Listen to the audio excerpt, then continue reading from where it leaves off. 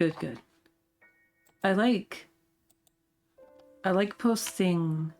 I like not posting my self promo like right under someone who just self promoted at about the same time as me.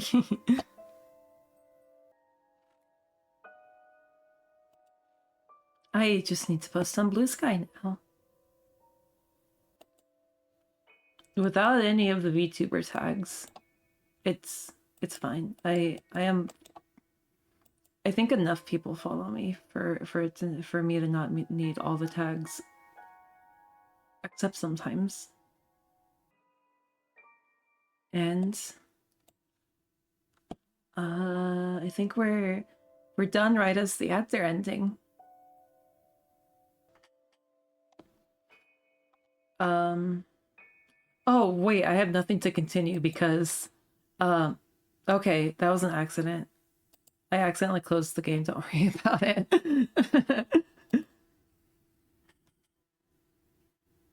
Welcome back from ads. You were unfortunate enough to get stuck in them. Let me just relaunch this game I accidentally closed. Oh my god. Oh my god. Oh my fucking god. What the fuck, Windows?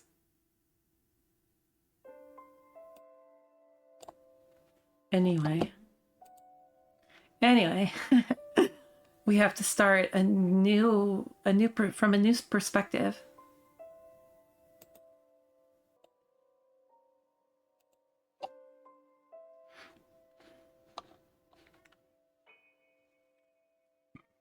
Excuse me. We have got Amelie's ending. I don't know if I'm pronouncing her name correctly. It doesn't matter, I hope. And now we can play Sophia.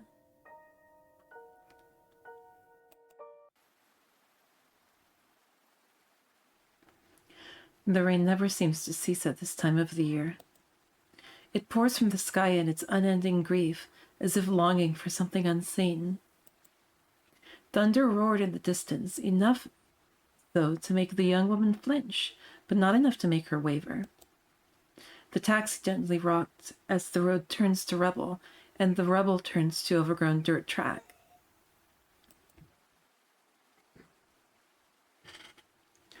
Thank you, Cuddy Susanna, for the lurk. And hello, Rosebud.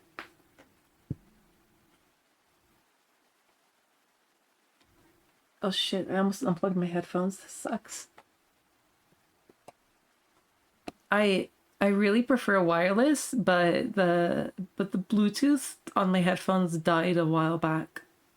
And it was giving me problems before then with certain games. Outside of the window, Sophia could barely see a few feet away through the raging storm. Oh my god. I should practice reading more.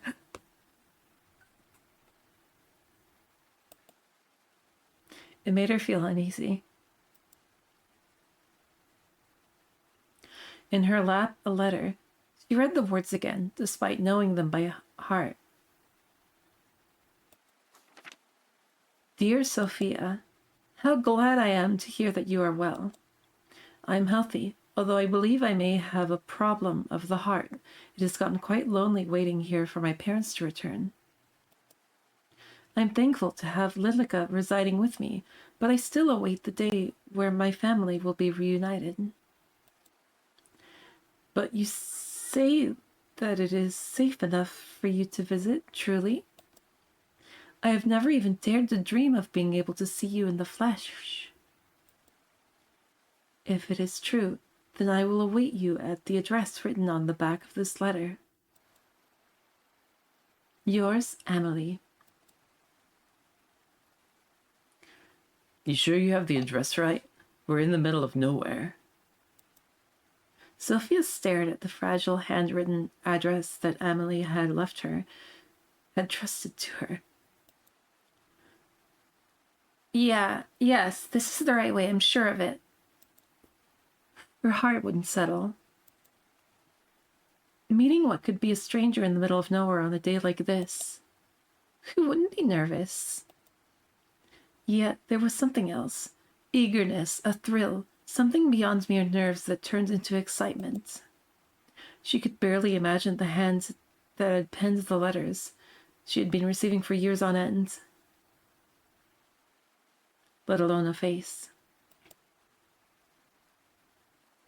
But for some reason her heart still beat hard when reading the words that the mysterious young lady of 19 from a manor far out in the middle of nowhere wrote to her. Desperate to calm her jitters, she pulled out her phone, looking to send her worried family one last message of reassurance, only to find that it wouldn't switch on. I'm sure it was fully charged. The rain was falling even more heavily now. In the distance, a building sprang into view. It was surrounded by a tall metal fence, with an ornate gate firmly shut at the front. Just then, the taxi sputtered and rolled to a stop, smoke rising from the hood. What the? I had this serviced a week ago. Is something wrong? Sorry, miss. Looks like we're out of action. It's okay. I think we're nearly there anyway. Pulling the cash from her wallet, she handed over her fare and stepped out of the car.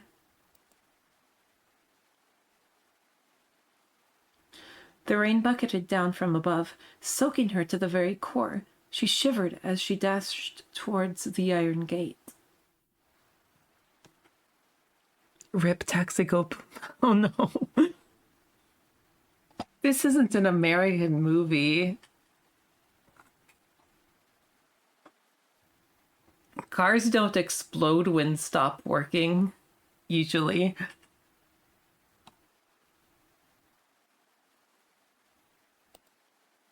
Surprisingly, it pushed open with little effort, and not even a creak. Sophia stopped in front of the large wooden door, finally free from the seemingly never-ending downpour. From afar, that door had seemed inviting enough, but now it looked awfully large and imposing. And yet she raised her fist and knocked anyway. Silence followed. Is this not the right place after all? The door swung open, this time with a low, menacing groan. On the other side of that doorway was a fair girl with long brown hair and golden eyes. Sophia, forgetting the fact that she was soaking wet, rushed forward and embraced the girl. Amelie! Sophia! Amelie's gentle arms wrapped around Sophia's back in return, and finally all of Sophia's worries melted away. My, you're completely drenched. Did you forget your umbrella, perchance? Or perhaps her umbrella got carried away by the wind. Behind Sophia, the front door swung shut without any assistance.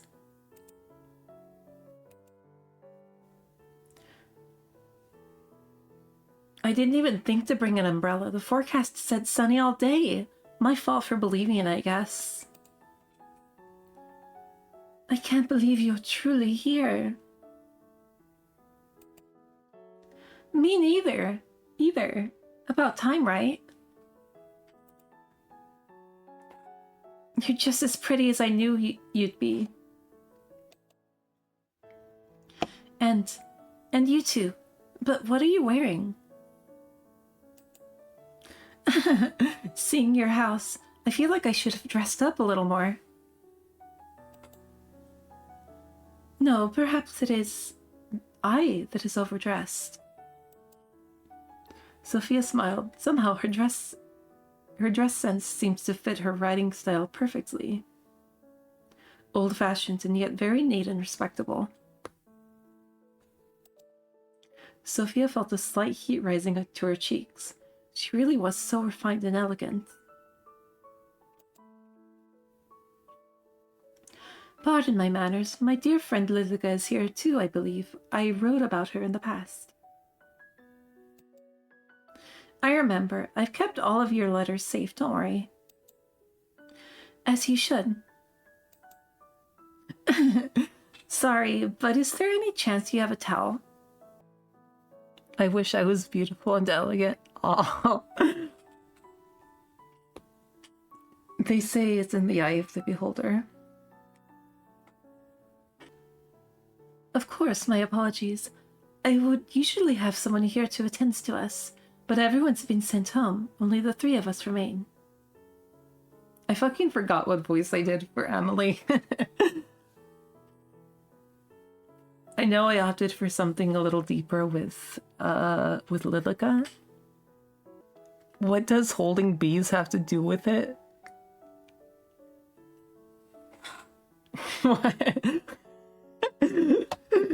It took me a moment to get the pun.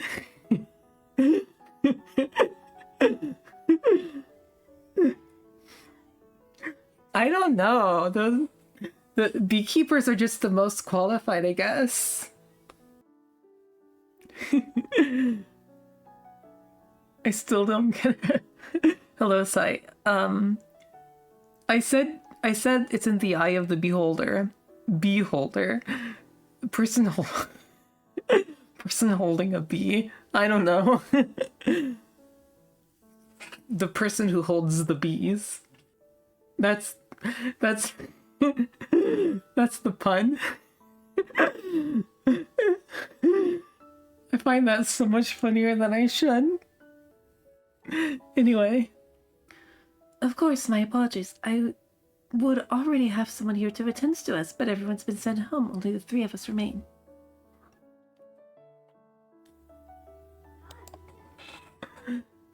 Let me fetch you a towel. Amelie withdrew from the hug. She was a little taller than Sophia, despite both being the same age. Sophia peered up at her from below before she disappeared down a hallway and into another room.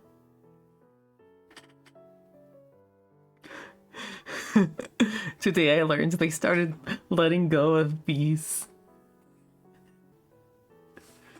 This really is a manor. What you told me about her house, I almost didn't believe it.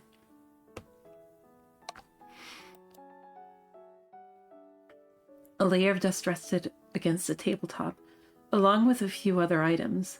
On the settee, a newspaper sat open. I prefer my bees free range.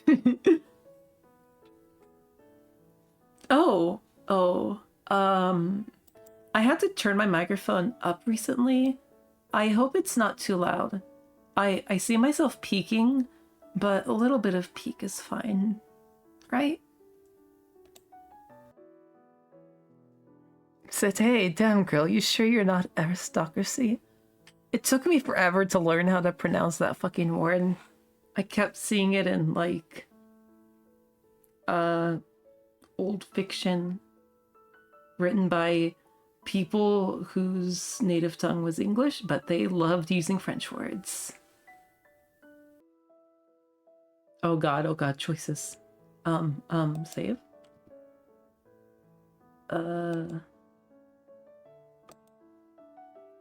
We've got to start saves coming now. There are 2 endings on this route, I guess you could say.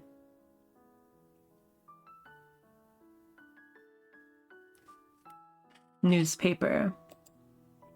The stay was a deep emerald green. It looked almost unused despite its apparent age. On it rested a newspaper, open in a few pages. Sophia turned her head to read the headline, but from afar could only read the word plague.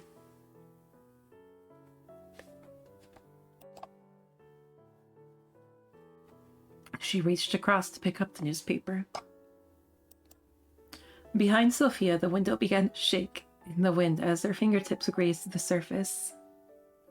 I had a little giggle. I don't know where it came from, but it like stopped me while I was speaking. Don't worry about it. It's so windy. She spun around just in time to see the front door fly open, and the howling wind filled the entryway. She scrambled to the door and with great effort shut it again. Holy shit, it's windy. Ooh. Amelie? When Sophia spun back around, the newspaper and the items on the table were all gone. Sophia? Oh, Amelie. Please, use this. Thanks. I'll bring an umbrella next time, I promise.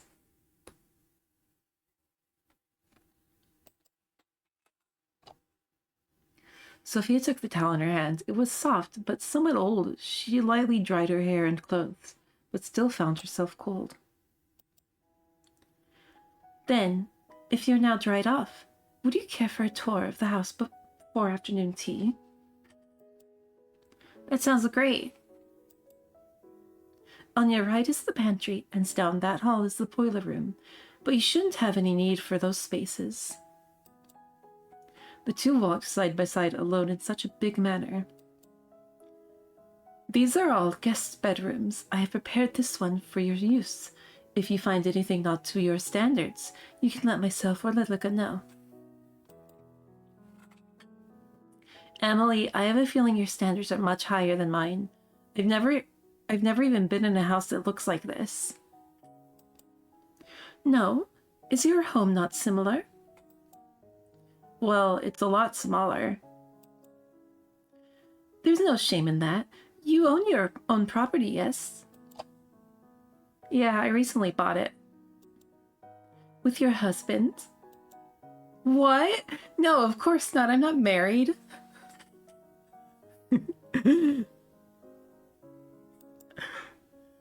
Your father allowed you to buy property on your own? Amelie, you speak just like how you write. I'm so surprised. And you speak quite casually. People usually say that about me. Being here around you makes me want to be more formal. Why would you ask that?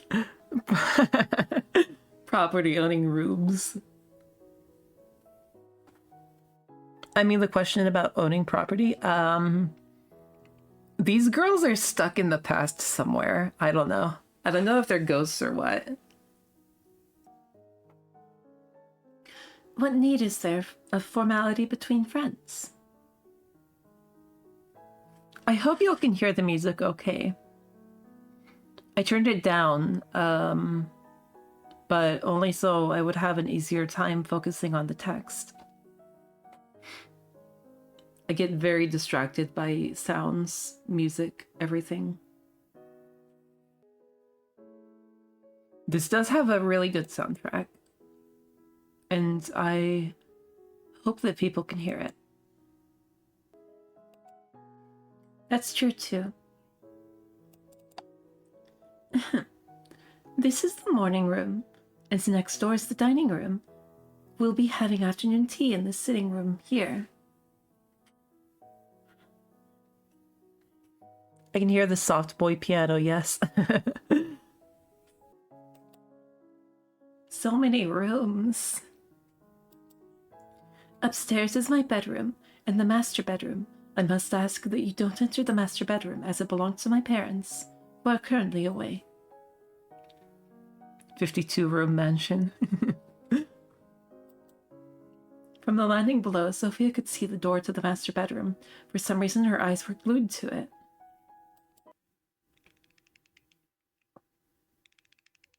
Come inside what? I love music boxes.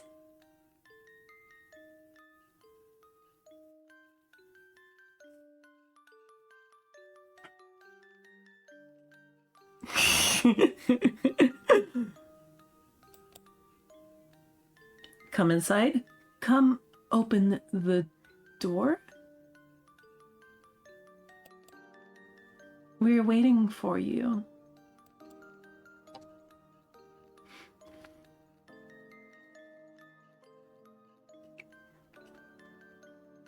So is it bad manners to sit in a room other than the sitting room? I wouldn't know.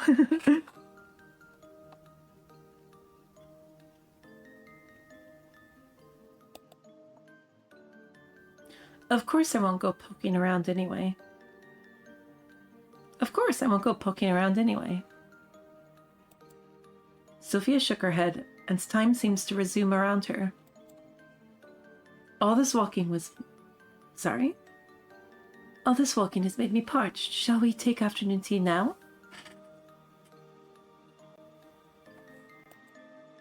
Sure, that sounds good.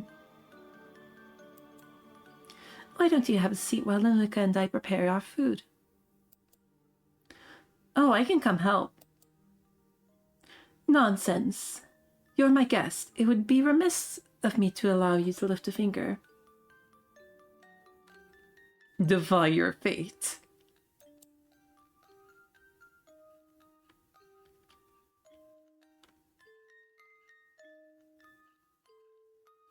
The music slowed down.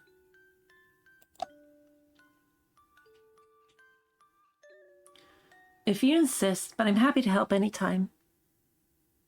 Defy fate, be gay, do crime true. I agree.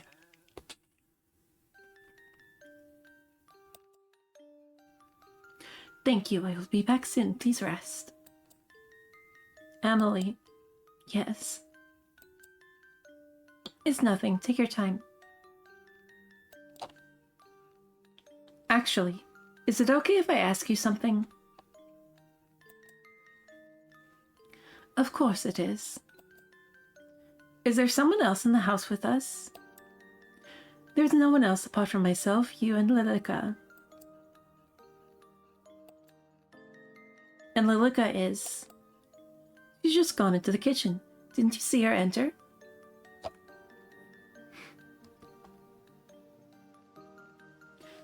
We will not be seeing any room in this game except for the master bedroom. Okay. That's one way to defy fate, I guess.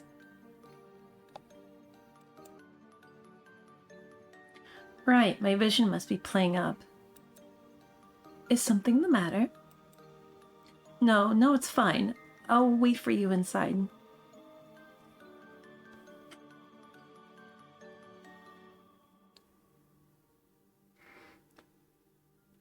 Okay, but why is she a lie?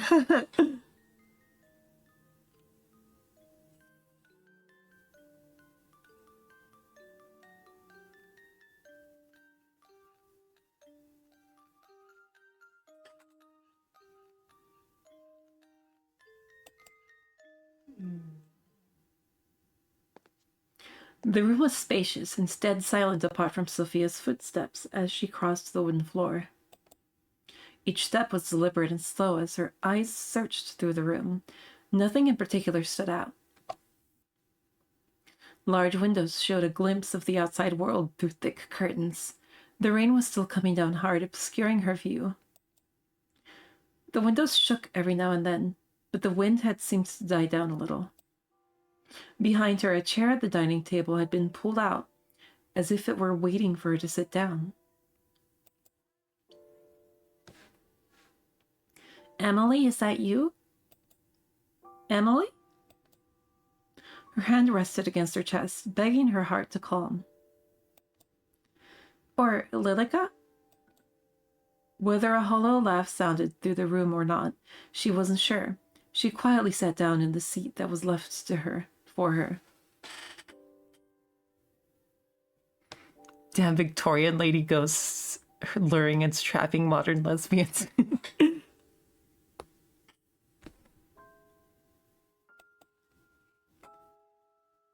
The table was already set, but once again she noticed a thin layer of dust on the surface. Hi, I fell for this one already. Hello, let's talk about it. Thank you so much for joining me. Through the silence, Sophia could hear it again. Footsteps. But this time from directly above. The master bedroom?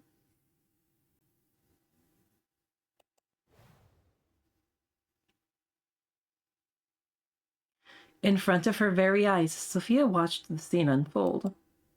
A woman, not older than 40, removed her shoes and stepped onto the table, yet nothing was disturbed. She reached up and took hold of the noose. The rope wrapped around her neck, like the finest pearl necklace. Join me, The woman's eyes locked onto Sophia's. Her hand was outstretched, waiting to be taken. Whoops. A rusty smell filled her nose, accented with the faint smell of perfume. Sophia shivered in response, her breath frosty on her lips. She reached for the hand slowly. Uh-oh, malevolent suicide ghosts. I'm back. Ah! Sophia? Defy your fate, sure.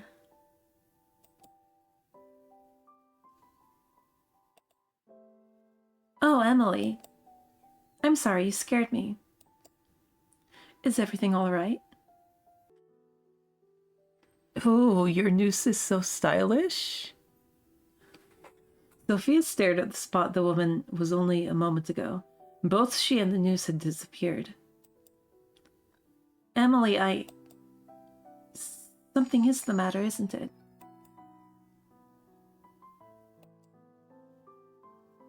Did something happen within this room? Happen? What exactly do you mean? Did a woman with brown hair tied into a bun and a dark green dress ever live here?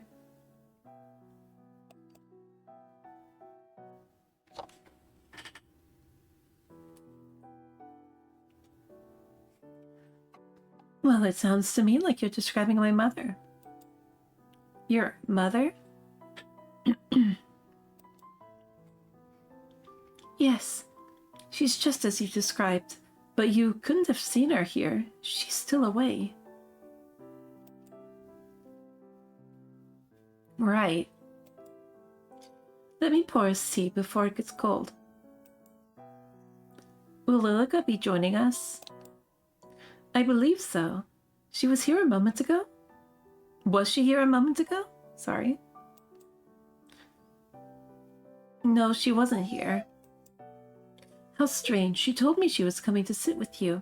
Perhaps she's gotten herself busy with something else. Should we wait? There's no need. It would be sad to let the tea go cold. Sophia watched as the tea filled 2 out of 3 of the cups. The third cup sat empty. For some reason, the very sight filled her with dread. She picked up the cup and brought it to her lips. It was green tea.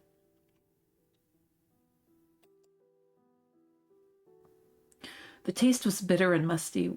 With her heart on edge, she placed the cup back down on the saucer, smiling towards Amelie. Did you have much trouble getting here? A little. My ride broke down, so I had to walk for a bit. Broke down? I'm extremely sorry. If the staff had been here, I would have sent someone to collect you.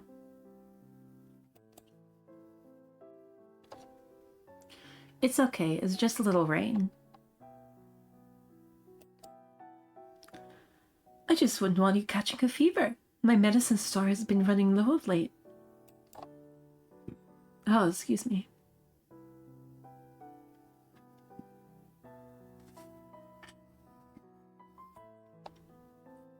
No, whoops. No worries, I usually carry ibuprofen with me.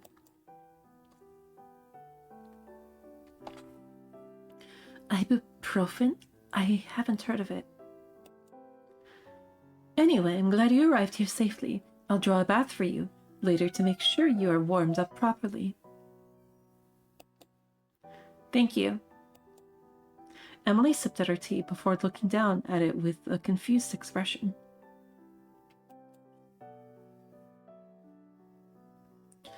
A little stale. I'll ask my father to procure a new batch when he arrives home. Where are your parents, by the way? Well, we were separated due to the plague. They took the staff to wait until a cure was found and left me here with Lilica as to not catch the disease.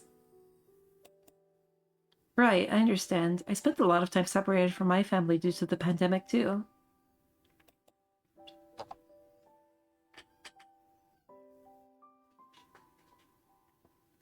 Man, this tea tastes like it's a few centuries old or something. The plague. Yes. The big one.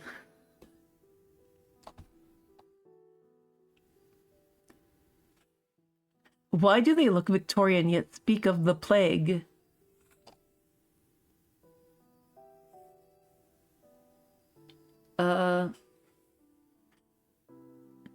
The last plague outbreak in London was 1666.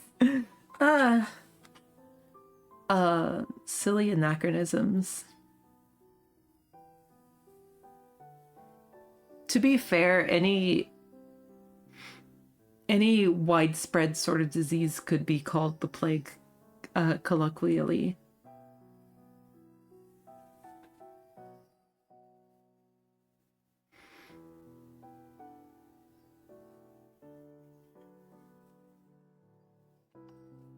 Not usually.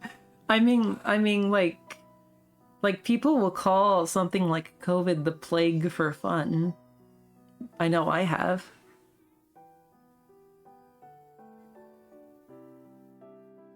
It can be a plague, but not the plague. I see. You could still call it the plague for fun. Like if there's just one ongoing, really, really well-known pandemic, you could colloquially refer to it as the plague. There was only one plague ever.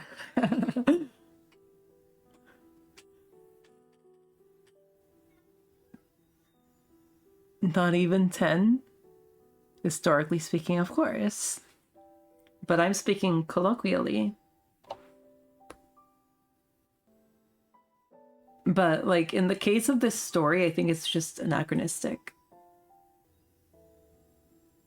It warms my heart to find another thing in common with you, Sophia. I'm surprised to hear that it's safe enough for you to visit.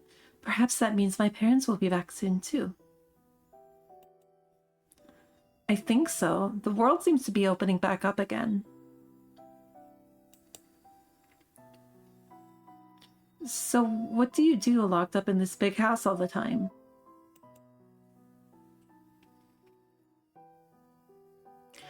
Well, I usually spend my time sewing or playing music. I used to write, but... Well, my parents wondered if it was feminine enough.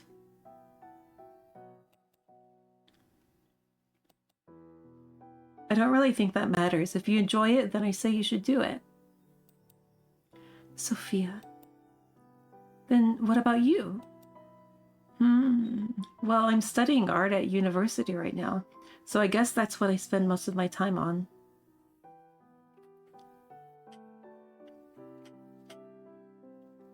Well, it is the same disease, but recurring.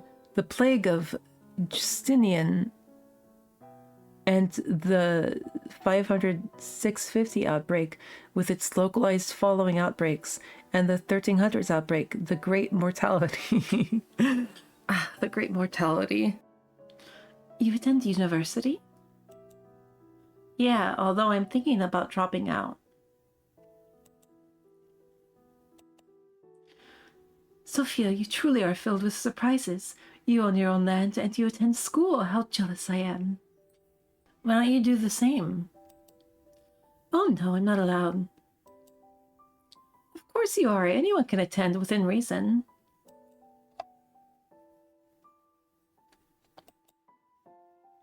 But, well, wouldn't it get in the way of my marriage? You're engaged? Amelie shook her head. No, not yet. But I'm already 19. I'm sure my father has prepared my dowry. An arranged marriage? Yes, naturally.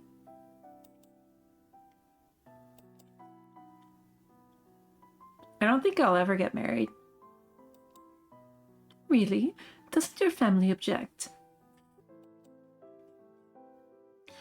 I don't think they really mind as long as I'm happy. You don't have to either, you know. You've given me much to think about, much indeed. Now, I wonder where Lilica has disappeared to. Well, it's no matter. The evening is already coming, and soon it will be dark. Shall I draw you a bath?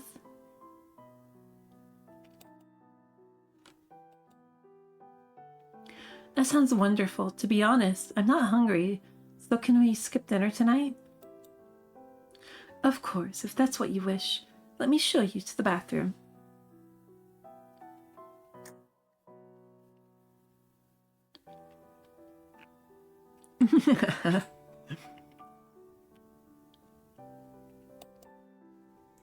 Before she left the room, Sophia took one last look back at where that noose had hung. Where that noose once hung. Sorry.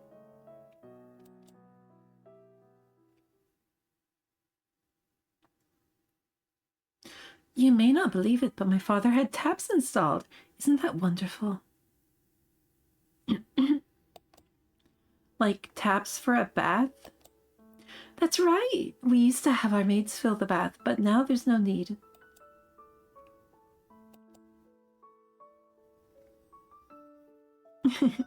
Amelie, you're so strange. I have taps at my house too.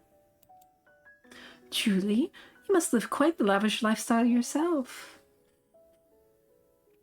So it is Victorian era. Yeah, a little bit of an anachronism with the plague, I suppose. Or maybe it is a different fantasy plague.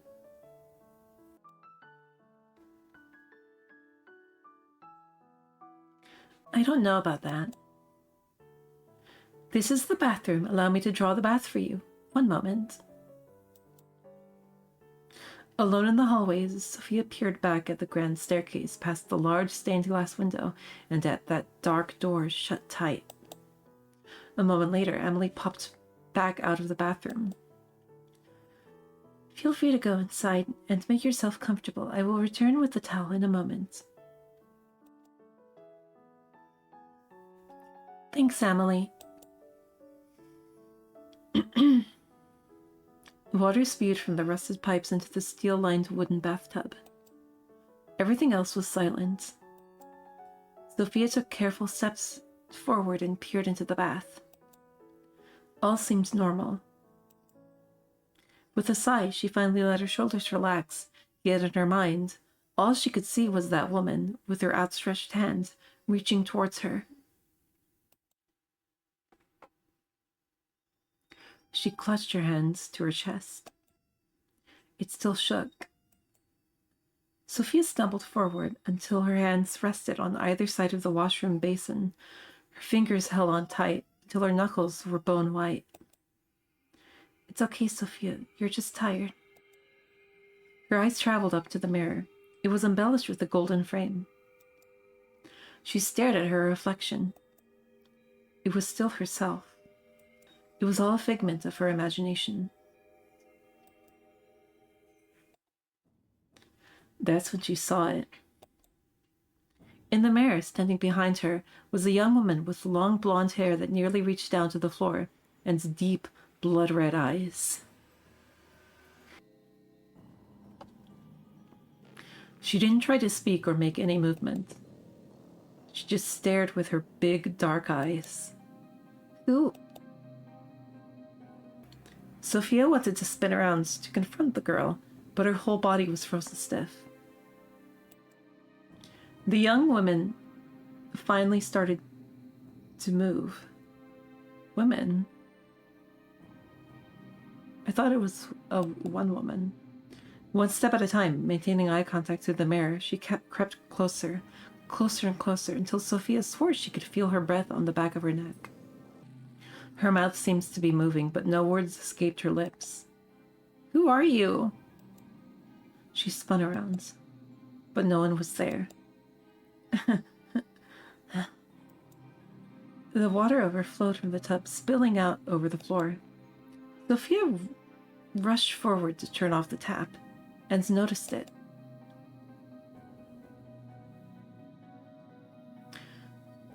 The water that came from the tap was red. A dark, deep red. She hurriedly turned to the tap for what felt like forever, and finally it stopped. Sophia stared at the dark liquid inside the tub. Without thought, her hands dipped in. When she withdrew it, each finger was dyed red. Oh my god, the Bloody Mary cameo? That's a lot of reds.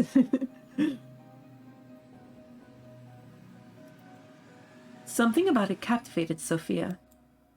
She undressed one layer at a time, peeling away the still damp clothing and stepping forward and into the bathtub. She sank down, till everything under her shoulders was submerged in the liquid. It felt heavier than water, much heavier. As she stared directly ahead, those blood-red eyes reflected in her mind.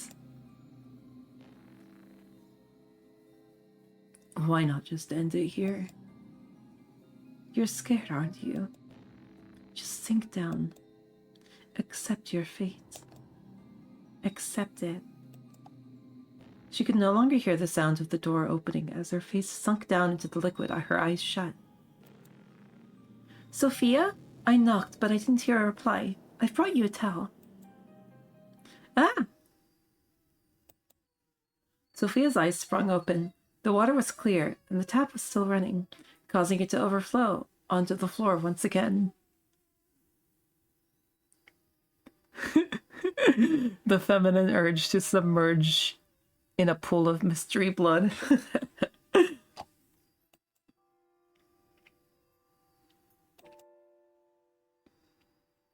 Sophia drew her knees to her chest, still facing away from Amelie's voice. Heat rose to her cheeks. Being seen like this by her. Oh, Sophia, please forgive me. I didn't realize you had already entered the bath. Damn, how could she waste the water? No, it's okay. I'm sorry. You just surprised me.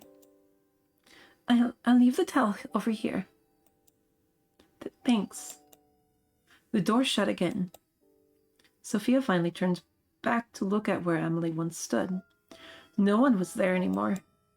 Not Amelie, not a woman in a long green dress, or a young lady with blonde hair.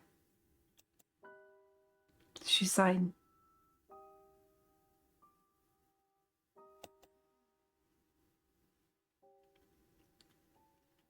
What's going on?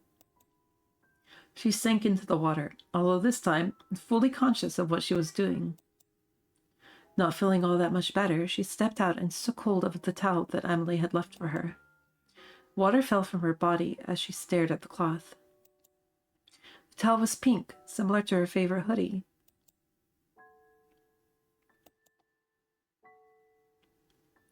The towel was old and full of holes and what seems to be burn marks.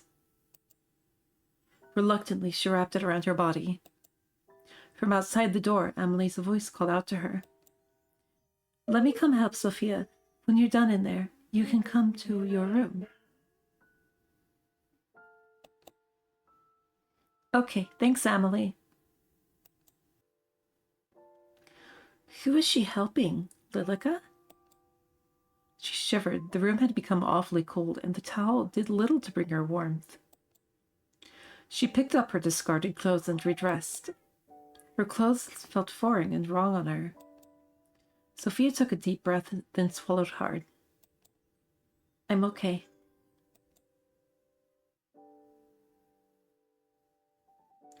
The hall was already darkened, with no light spilling in from the windows. A few sconces attached to the walls were lit with live flames, but it offered little in the way of calming her.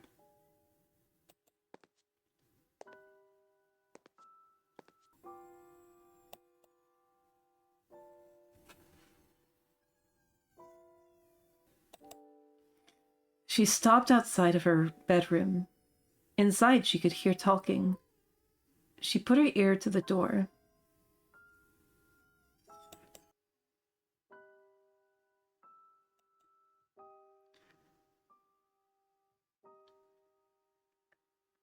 Didn't we already speak of this? You cannot leave the house. Oh, that's not Amelie. God damn it. It mislabeled her. That's the other girl. Didn't we already speak of this? You cannot leave the house. But surely the greenhouse would be safe. No one else uses it, and it's only a few steps from the back door. It is unsafe. You know this. What's gotten into you?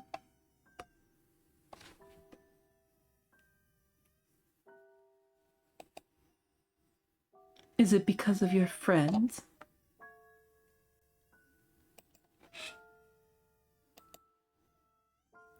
I just thought it would be nice to at least sit in the sun.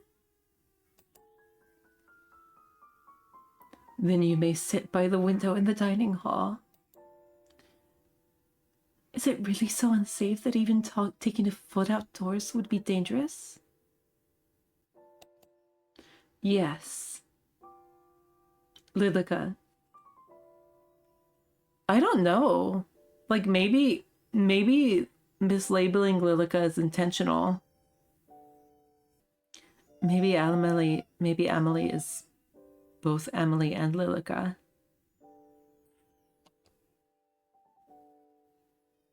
That might explain why Sophia never got to see Lilica.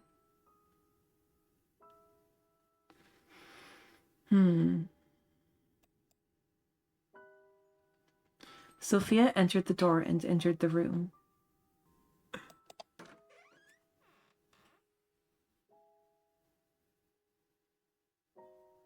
Sophia would only hear Amelie. Maybe I should be more trusting of the labels. Amelie stood by herself making the bed. Sophia, I see you're done with the bath.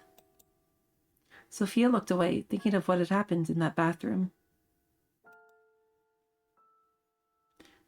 Were you talking about the greenhouse?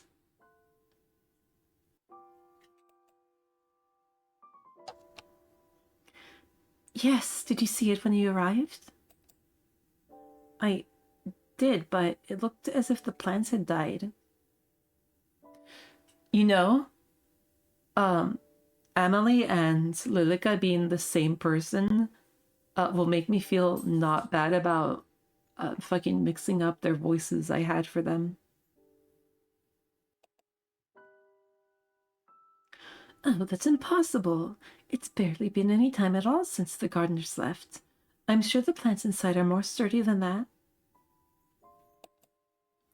Well, even if they have died, maybe we could go in and replant some things tomorrow.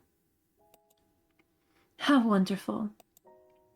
Have you not heard a word I said? It's unsafe to do so. Oh. She was talking to herself the whole time. Well, that makes the voice acting, quote-unquote, thing easier, I guess. Oh, don't be such a spoil sport. I think it would be perfectly fine. Well, it's getting late now, so I'll leave you to retire. If you need anything, my room is just upstairs on the left. Good night, Sophia. The door shifted before Amelie could even reach or touch it. Sophia's eyes locked in on the movement. Amelie is just stuck in time.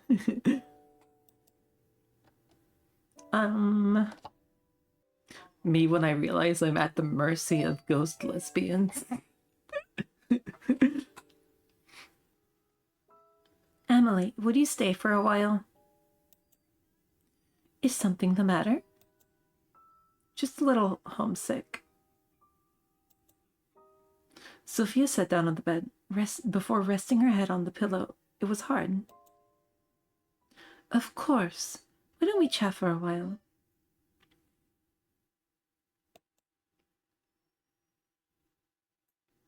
Then come join me. Sophia gently pet the spot beside her in the bed. In the bed? Okay. Sophia looked towards Amelie in the low light, Right now, she seems hauntingly beautiful, as if she were nothing more than a ghost. Dun dun dun.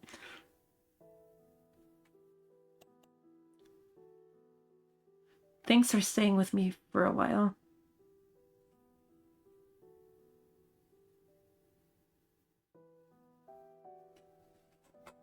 Ghost lesbians are giving them the perfect romantic setting. It's nothing to worry about. Truly, I wanted to spend more time with you too. They're rooting for them. Really? You don't find me boring? You are the most interesting person I've ever met. Don't be silly. I'm being completely honest. You truly are so unique.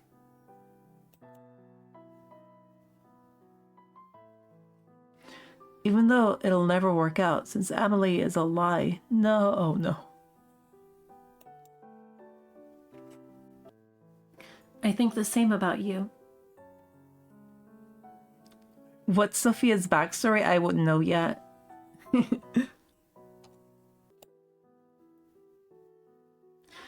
I've never met anyone like you, really.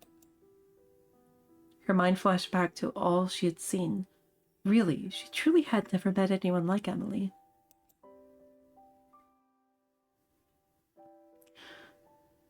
You wrote so much about yourself, and yet seeing you in person, I fear there is still much I don't know.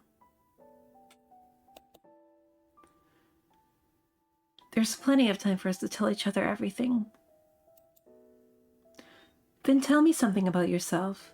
Something you've never told anyone.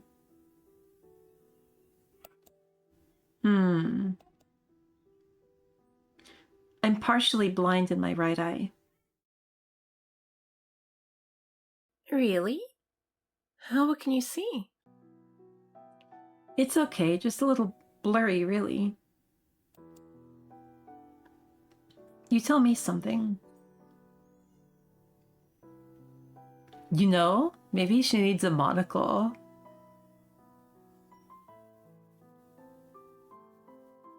Only one of her eyes is bad.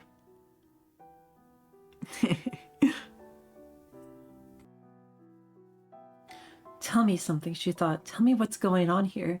Tell me I'm not insane.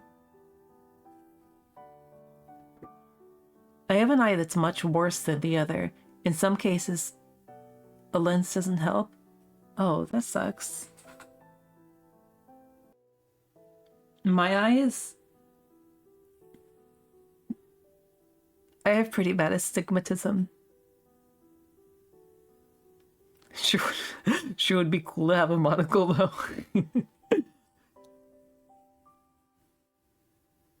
Not like the other eye is that much better. Aw. I have to assume my eyes are about equally bad. Consequently, glasses can save me.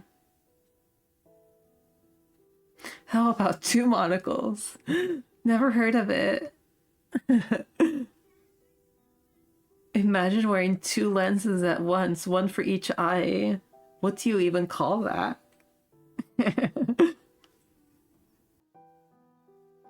They said they had taps. This must be next.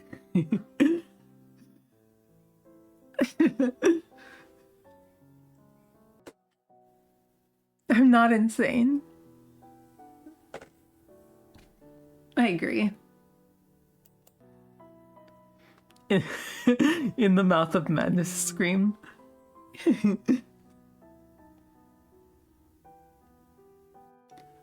Well, when I was 12, I stole the cookie jar from the kitchen and blamed my brother.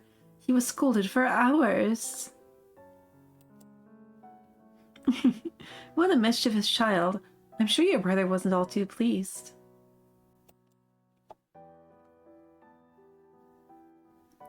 Actually, it was his idea. He knew I wanted it and told me to tell my parents it was him when I was asked. What a good brother. Where's he now? Did he go away with your parents? Oh my fucking god, Emily, what the fuck? It's okay. He said it was fine.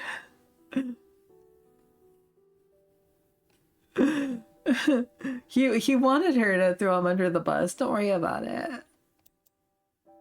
Emily shook her head. He died when he was 16.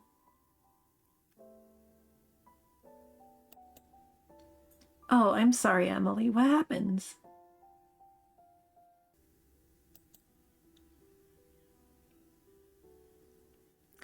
Scarlet fever, so my family was left with only me as an heir. Damn, died at 16, lived a full life. In those times, you could say so.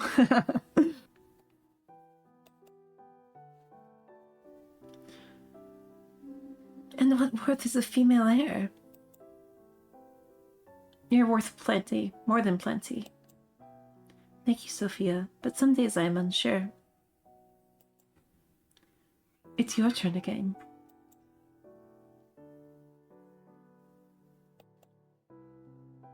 Truthfully, I said before I didn't want to get married, but that's not exactly right. I do. Read the Scarlet Plague on stream. Is that a... I forget, is that a short story or a whole book? Patriarchy got her down.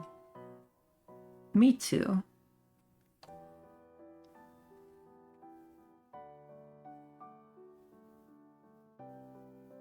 It's a novella. That would take a few streams to read through. Might be worth though. I don't know.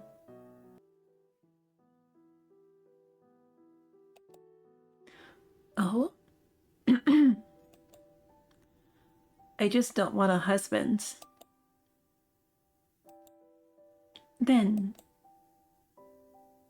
I'm sorry, does it make you uncomfortable? No! I have also thought that I don't want a husband. Whenever my father has brought it up, I felt sick to my stomach.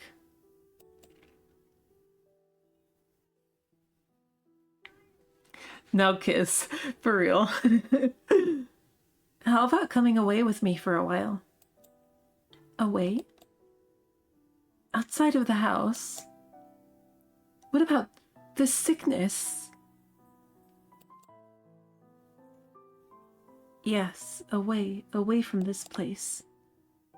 It's okay now, you'll be okay. Yeah, let's elope. You could come stay at my house.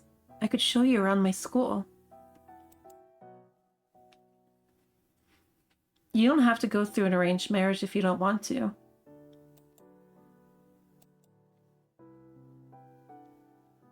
You would do that for me?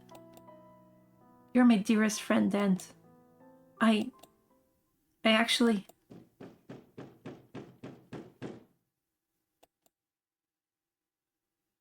Lilica? Defy your fate.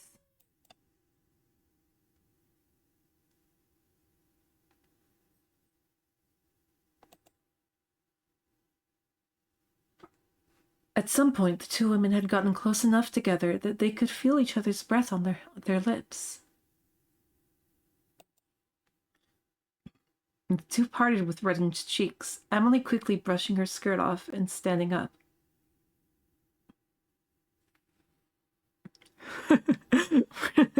We're getting edged over here.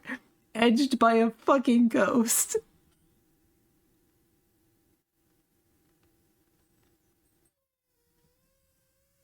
I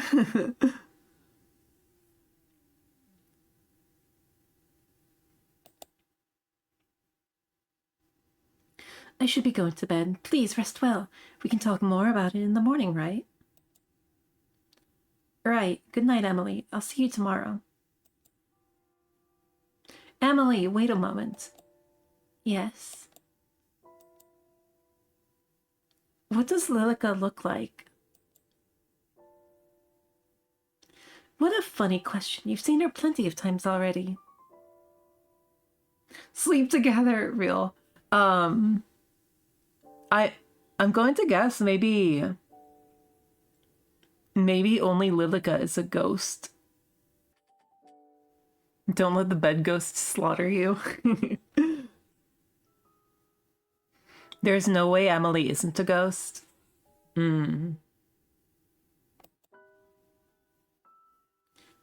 With my eye, I sometimes struggle a little. Right, my apologies. She has long blonde hair, done up like this. Emily pretended to put her hair into two low ponytails. What color are her eyes? Red, and she wears a dress of white and black with a red ribbon the same color as her eyes.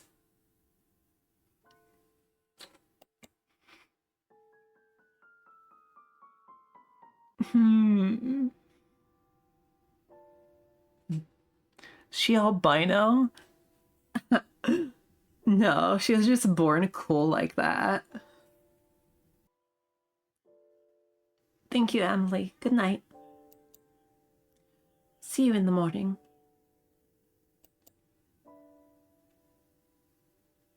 Emily left the room. Meanwhile, Sophia's eyes studied the space. Oh my fucking god. This is the choice you want me to make.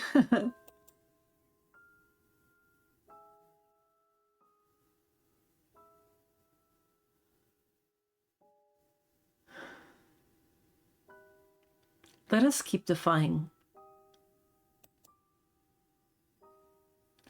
Are you here, Lilica? Silence followed.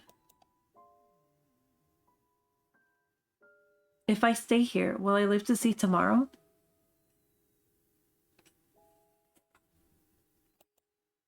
More silence. She gulped. The flame by the side of the bed flickered wildly. Sophia laid back, shutting her eyes, but she felt as if someone was watching her, waiting and biding their time. Cold tendrils wrapped around her throat like a snake, cool like ice and getting tighter and tighter. She couldn't breathe, she couldn't even move. She opened her eyes, but no one was there. Sophia wasted no more time. She jumped to her feet and quickly shoved them back into her shoes and headed for the door. It opened without any resistance. Outside the room, the hallway was dark, lit only by a handful of candles and sconces.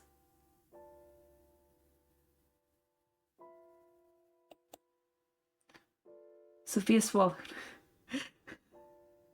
and stepped out.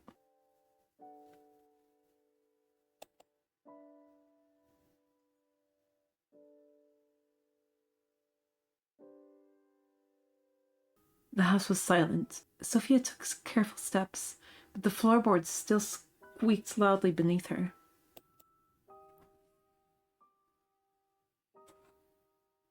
During the day, she had even noticed it, but now, wrapped in darkness, it seemed as if those small sounds would awake whatever was sleeping inside this house. Emily? Lilica? She whispered, but heard no response. Upon being met with only more silence, her footsteps sped up. Far in the distance, she heard something shift. A slight sound. One that wouldn't normally be noticed. But for Sophia, it was enough to make her heart race. She sped to the end of the hall and stood at the bottom of the grand staircase. Above, her eyes honed in on two doors in particular. Ah! Hello, Glitchmaker. Thank you so much for joining me, and thank you for the redeem, which is just a change of clothes with the funny sounds. Had to make color palette match better. Very fair.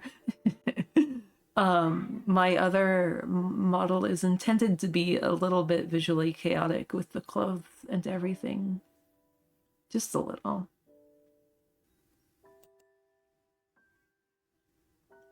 The master bedroom and the door to Amelie's room. Amelie. The choice was obvious. Sophia raced up the stairs and stood in front of the door to her pen pal's room. But as she went to knock, the door fell open. Amelie, are you in here? She received no reply.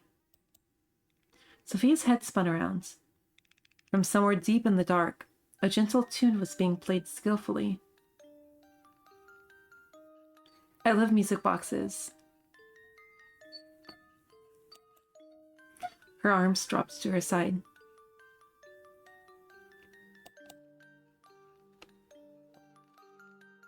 The sound consumed her. Sophia drifted back out of Amelie's bedroom, chasing that dreamy song. Step, step, step through the darkness. All that mattered was that sound. Oh, wobbling activated. Yep. I love the simple, insistent melodies of music boxes. If there were a thing I could collect, if I had a place to store it, it would probably be music boxes. She came to the end of the hallway. A single door stood in her way. A bookcase was pushed to the side.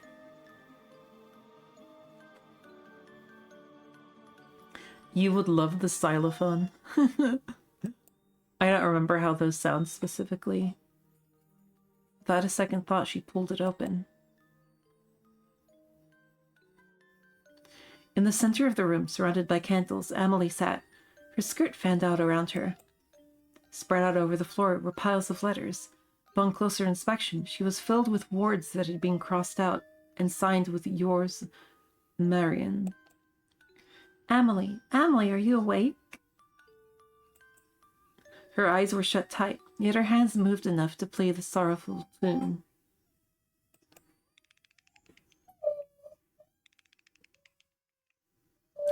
Please listen to me, Amelie. Lilica is... she isn't... I'm not what?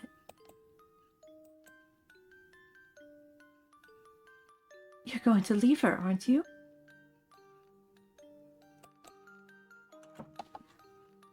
Sophia heard the door shut behind her. She backed up quickly and tried the handle, but it was stuck. Amelie's eyes finally opened. In place of her usual golden eyes was a glare of deep red.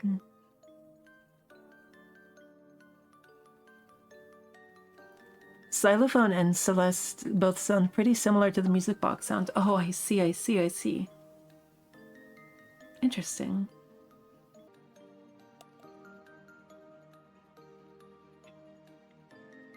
Amelie, snap out of it. Please snap out of it. You want to take her away? Amelie, please. One by one, the candles blew out, and the two were plunged into darkness. Amelie's body slumped forward and crashed to the ground.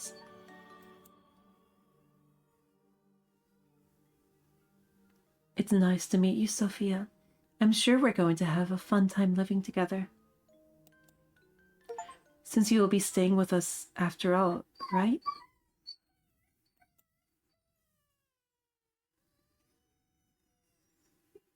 Stay with us.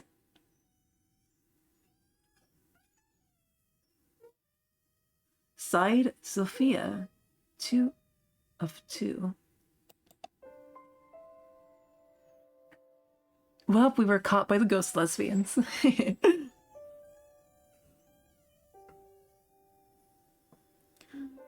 Alright, allow me to get the other ending.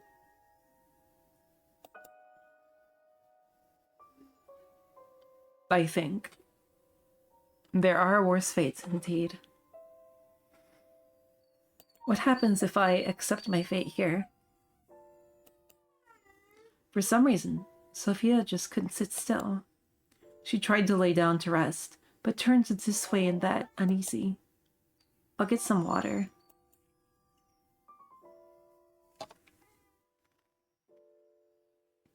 The hallway was dark, with most of the sconces having been blown out already, Sophia stepped carefully through the space, conscious of the sound her footsteps created. The kitchen was by the stairwell. Hand-painted portraits were lined up in rows on either side of the hall. She stared up the grand staircase. Each step was inviting, enticing her to make the ascent. Her large eyes stared once again at the imposing stained glass window, and then to the doors that awaited upstairs. Her hand rested against the kitchen door, her fingers dancing over the handle. It stayed there as her mind debated with itself. Waiting. Something like this reminds me of my grandmother's old house before she moved to chase after my mother into a trailer park. That was the only real non-condemnable house I ever lived in. I miss it, to be honest. It wasn't that big. It was only a single story. But it was much bigger than this place. And a lot less condemnable. Come here. Come visit us. Her hands dropped to her side as she ascended, past the glass window, and to the next floor. Houses do take on a life of their own. There are nails stuck out of the shittily added strip or whatever to the hallway. Nails sticking out. It's a wonder I have not fallen into any of them or scratched myself on them. Nail heads, yes. This place was badly house flipped before being sold to my sister. Quote unquote sold. She's still paying for it, I think. Yeah. 2 doors awaited her. A chill ran through the air as the scene played out before her. 2 women dragged a man's body up the staircase, leaving a trail of blood on the otherwise pristine carpet. They pushed open the doors. The man's head hit the final step, but he made no move to stop them, nor cried out in pain. He was already long dead. The figures disappeared into the room, and Sophia blinked. The door was shut again. She trembled. The master bedroom. From behind that closed door, a voice called out to her, but the words were much too faint to make out. Her hand rested against the handle. Sophia couldn't stop it from shaking. With a careful motion, she pushed the door open. A musty smell came from further inside the dark room. Sophia, peering into the darkness, quickly took hold of one of the lit candles near the room and stepped inside.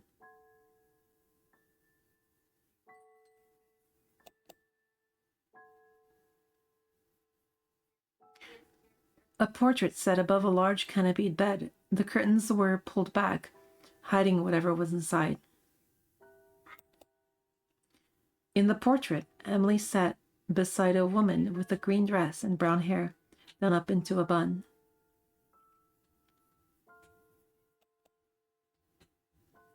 Standing behind them was a man with an imposing brow and a large beard.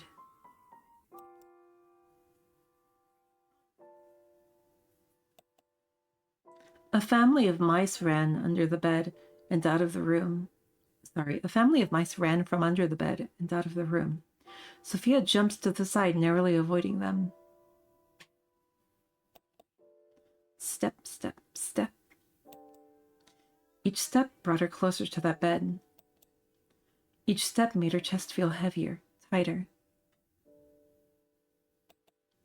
She stood before the bed and reached her trembling hands to the curtains that hid whatever lay inside. A wind blew from somewhere unseen, and her candle extinguished.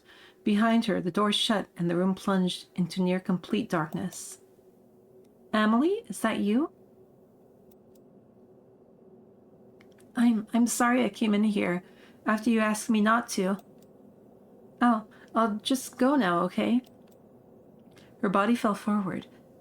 Before she had a moment to react, she tumbled through the curtains and landed on something hard that rested on the bed. What? The curtains flew open, and the moon shone in from outside. Ah!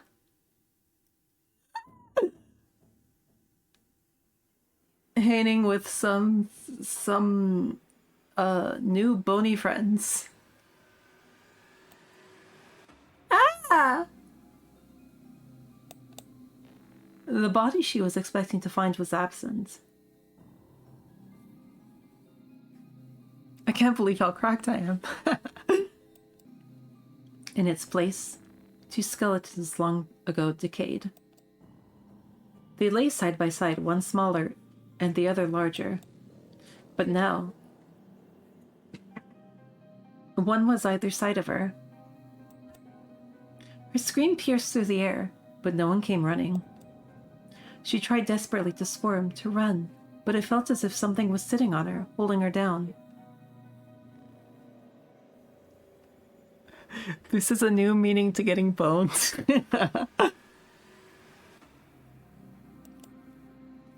As she struggled, she saw it. Two dark red eyes hanging above her, watching. You won't take her away from me.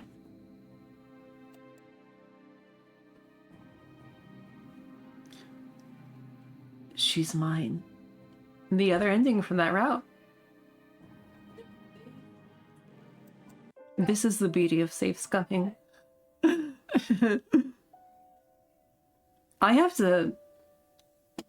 We're going to read more.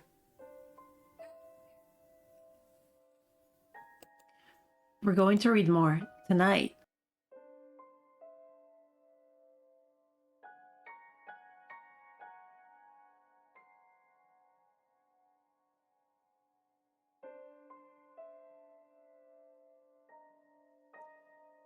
Hello, you're taking heat. Thank you so much for joining me. Sorry you came back to some eerie silence.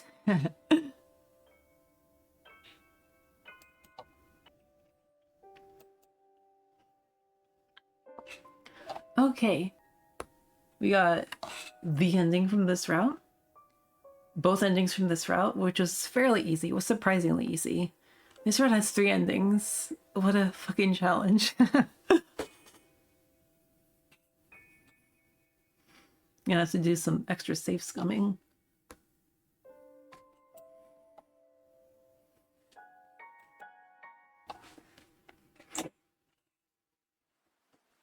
The rain never seems to cease at this time of the year.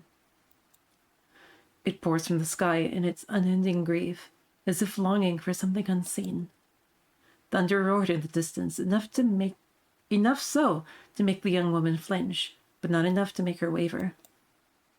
The woman sat beside a man with an imposing brow and a large beard. The man wheezed and coughed, but kept hold of the newspaper in his hand. The front page read the following. The Great Plague of London. 7,000 deceased. The man frowned at the words.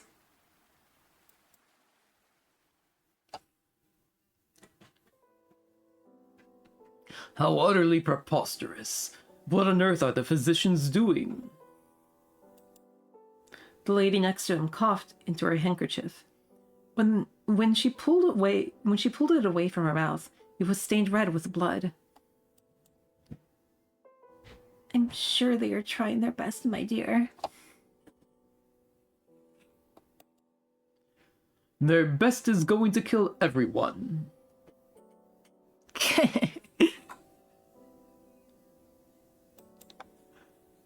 Forget this rubbish. Amelie is still well, and finally of age to marry. We will arrange for a suitor before she becomes sick. If we send her out there, then she will certainly grow sick. She should stay here, locked in her room until it is safe to leave. Wait, so who is Lilica? Neither of these people. What is she to Amelie? I'm not sure. We'll uncover these mysteries. No man will want a woman who has spent her only good years locked in her bedroom. Okay, Dad. Only good years. Oh my fucking god.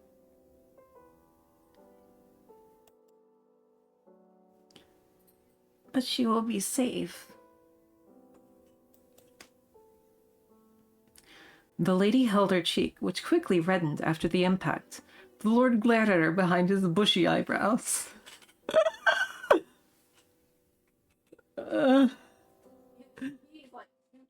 It was quite fashionable to beat women back then, huh?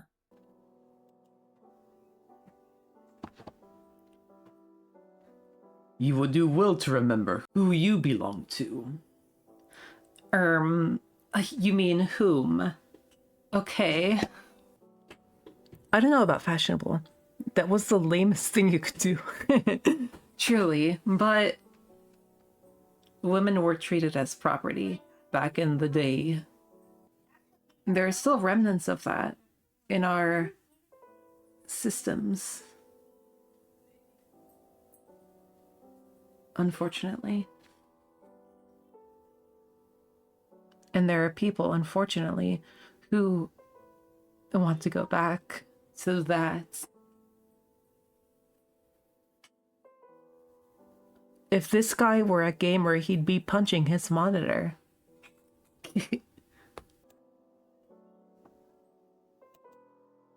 The lady blinked, trying desperately to stop her eyes from welling up. Lilica, please come here. Her voice carried through the otherwise empty home. Time seems to pause for a few moments before a woman with blonde hair cascading behind her entered the room. She wore the dress of a maidservant, and a neutral expression that wavered just so after seeing the mark left by the Lord's hands.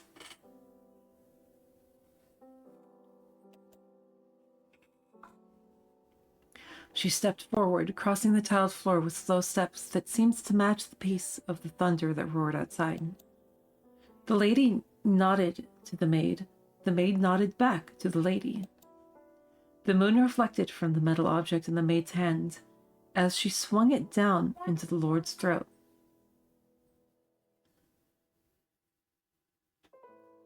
Teehee.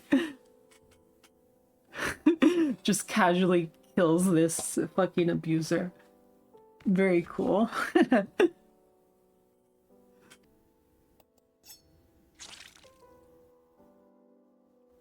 He let out a gargled scream. Blood spluttered out from his mouth, and he tried to speak, tried to yell, but it was too late. He fell forward onto the floor, and the tiles darkened into a crimson red. He squirmed and crawled, searching for something that no one would ever know. Before he fell still only a few moments later. The lady stared at the scene. Her heart raced, and a laugh escaped her lips. Finally. You'll never hurt Amelie. I hope you rot in hell. So Lilica and the mom were fucking? I think they were fucking. The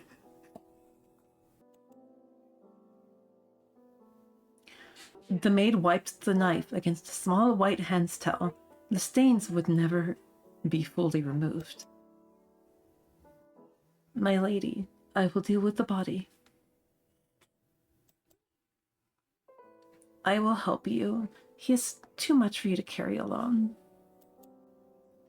But my lady, you are sick. And I will get no better sitting here. The two grabbed him by an arm each and dragged him towards the stairwell, leaving a trail of blood in their wake.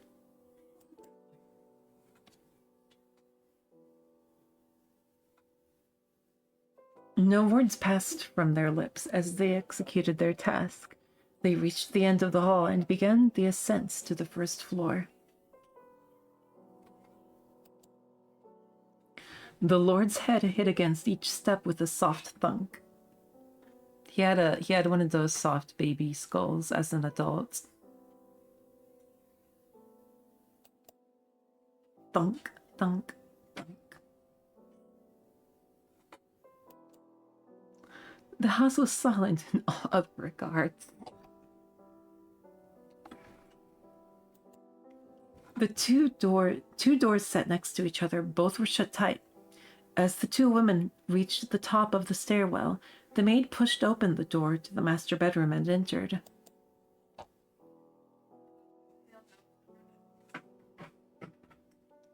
The room was spacious and clean, with fresh bedding left by the maid just the same morning. On the wall above the bed, a newly painted family picture. The two struggled and finally lifted the man into the bed. His face was stuck in a terrified expression, and his clothes were ruins. You will protect Amelie, right? I'll do anything you desire. Then let us begin.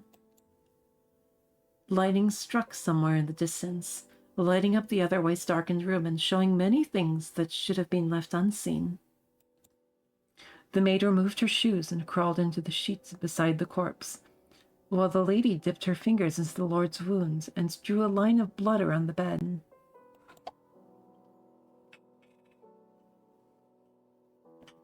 She spoke softly to no one in particular, chanting words that should never be chanted. When she was done, she stepped over the threshold and approached the maid. Never let anyone hurt her. Protect her no matter what. I will, my lady. Thank you, Lilica. You'll never truly understand how much your actions mean to me. The lady leant forward and left a soft kiss against the maid's lips. It was brief and gentle, and something the two had wished to share for longer than either would admit. Hell yeah. As the lady pulled away, the maid drew her knife, still smudged with blood, and brought it to her veins. Goodbye, Lilica. Goodbye, my lady.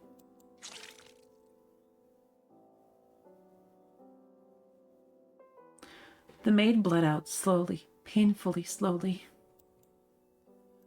The lady gasped for air and clawed at her neck. Everything in the manor became still.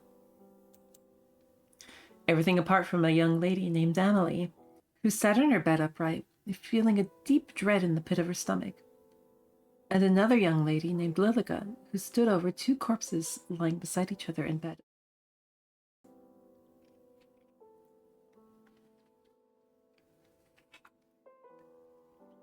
The young lady named Lilica stared at the maid in the bed.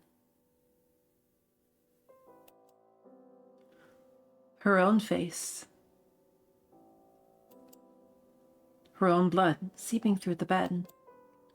And yet, here she stood. She looked at herself in the mirror and saw a different person entirely. She was no longer the maid. She was Lilica. Her voice was softer, her hair longer. It worked. When she turned back towards the bed, Lilica froze. Both of the bodies were gone, and in their places, two skeletons. How long has it been? She walked towards the door and found it locked. Digging through the tattered clothes of the long-dead maid, she retrieved the key that opened it. The door beside the master bedroom sat ajar, just enough for Lilica to peer in. Amelie sat on the end of her bed, staring at herself in a small handheld mirror while brushing her hair. She hummed a quiet tune, but froze as her eyes met Lilica's.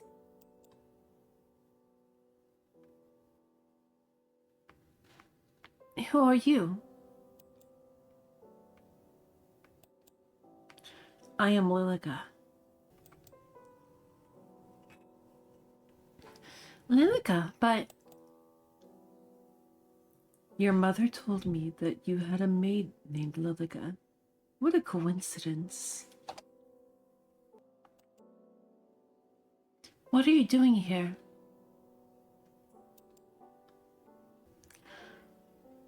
How long has your mother been gone? My mother? I saw her. She frowned and clutched her head, as if she couldn't quite remember. I saw her just this morning. I see. Your parents have left to be cured of the plague.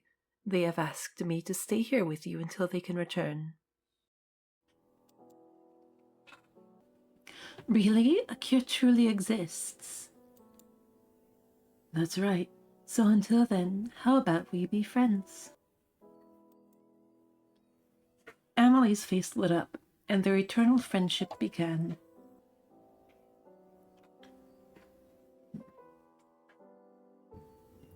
How many years had passed since that day?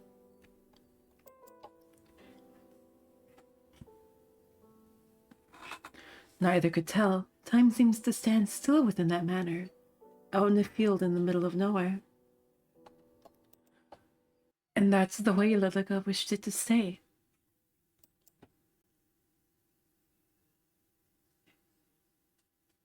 Lilica, a letter has arrived. What? Her blood ran cold as Amelie stared at the envelope in her hands. When was the last time we had a letter? How exciting. Perhaps it's Mother writing that she will return soon. Perhaps so. Oh. Oh? It seems to be addressed to someone else entirely. Perhaps it was brought here by mistake. Then we had best send it back. Give it to me, and I will have it returned.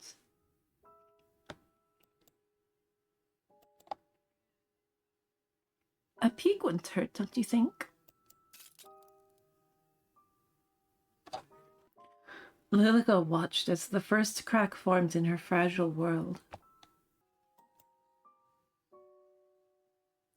I will dispose of it immediately. Give it to me. But it was too late. The letter inside had already been set loose, and Amelie's eyes had already taken in the words left for someone else. Sophia. Lilica, I think I will write back. I will let her know that I received the letter by mistake. That isn't needed. Please?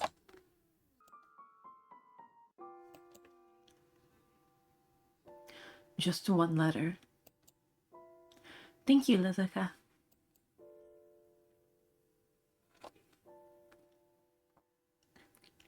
How many letters had arrived at their door since then? How many times had Amelie spoken excitedly about Sophia to her? Sophia. Sophia, Sophia, Sophia. It's always Sophia. Sophia is the crack in this fragile reality. Sophia. I have to get rid of Sophia. Lilica? Lilica's eyes opened with a jolt. I'm sorry, I'm a little tired. What did you say? Sophia says she's coming to visit.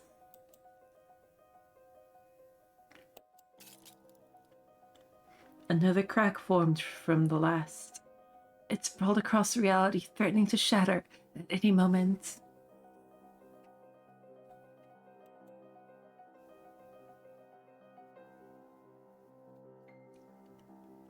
Amelie, I don't think that's a good idea. The plague She says that it's safe enough to travel now in her letter. Perhaps Mother and Father will return soon, too. Lilica forced a smile. But we don't need anyone else here. We have each other.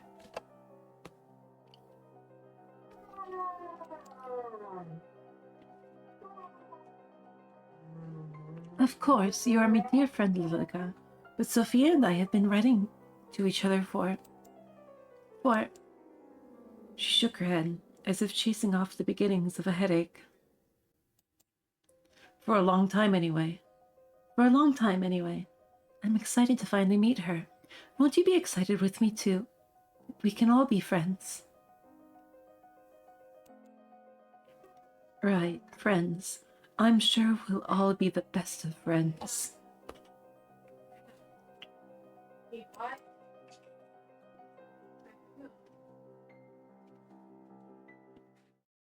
For an amount of time that neither Lilica or Amelie could truly comprehend, the house was suddenly buzzing with life. Amelie's footsteps were light, and her days filled with excitement as she awaited the arrival of Sophia. And finally, to Lilica's dismay, the day came.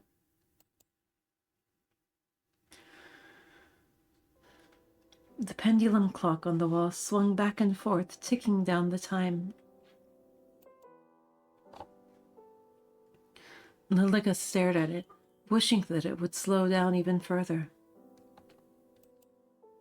10 minutes, then 20, then an hour passed as the two stood by the door, waiting for a knock. She seems to be late. Perhaps she's not coming after all, Amelie. There's no need to make such a sullen face. Perhaps this is for the best. She wrote that she would be here, so I shall wait. With her face hidden from Amelie, Lilica scowled.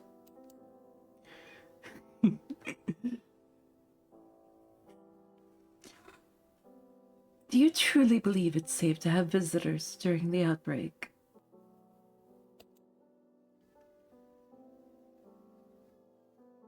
Lilica, I believe we have been isolated long enough.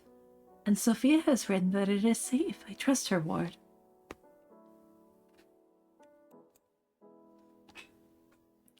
She would not endanger us. And if your pen pal turns out to be a robber in disguise, what then? Amelie smiled, to Lilica's dismay.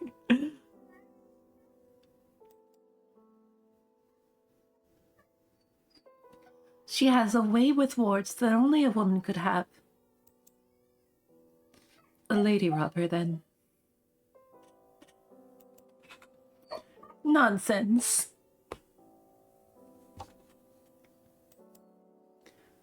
By the way, Lilica, have you seen my letters?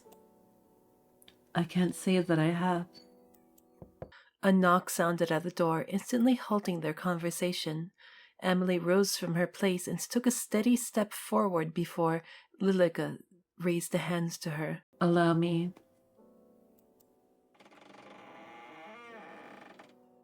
Allow me to see if she should truly be allowed entry. The door groaned as it slowly swung open and revealed the young woman who knocked at the door. She was drenched from head to toe. Lilica stared at her. Light hair and eyes. She looked almost like a kitten.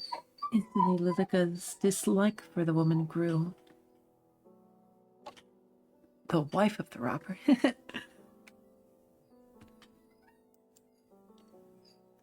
Lilica stepped to the side just in time for Sophia to bounce through the door and wrap her arms around Amelie. Her blood boiled. She watched as the clothes she had carefully handmade became drenched by someone unworthy, someone that didn't deserve to even look at Amelie. Amelie! Sophia! Amelie's arms wrapped around Sophia in return, and Lilica turned away. Ma, you're completely drenched. Did you forget your umbrella, perchance? Or perhaps her umbrella got carried away by the winds.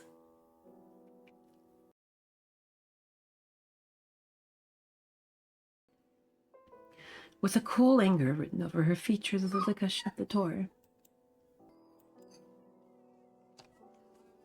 I didn't even think to bring an umbrella. The forecast said sunny all day. My fault for believing it, I guess. I can't believe you're truly here. Me neither. About time, right? You're just as pretty as I knew you'd be.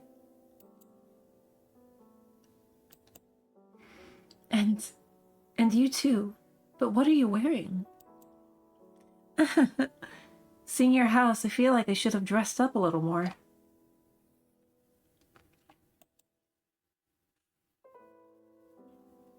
No, perhaps it is I that is overdressed.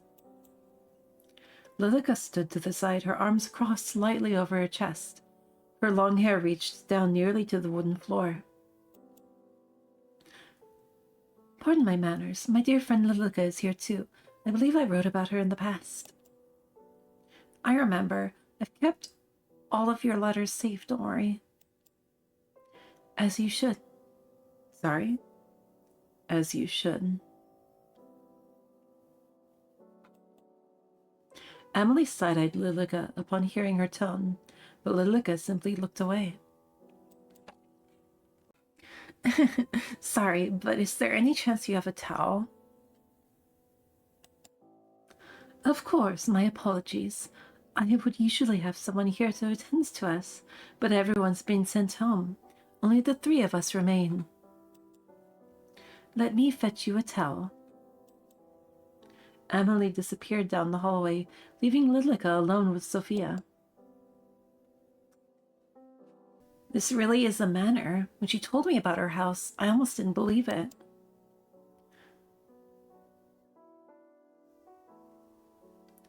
Has no one told you? It is rude to poke around someone else's house.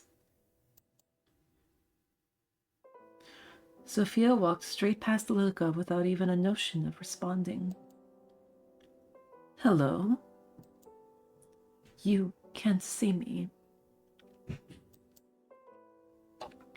Sophia walked towards the settee and reached for the newspaper. Don't let her touch it. Don't let her touch anything.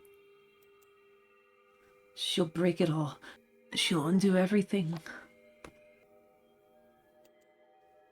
She wants to hurt Amelie. She can't find out the truth. The windows shook loudly in the wind. With the flick of her small wrist, Lilica allowed the door to fly open, causing Sophia to whip around in surprise. It's so windy.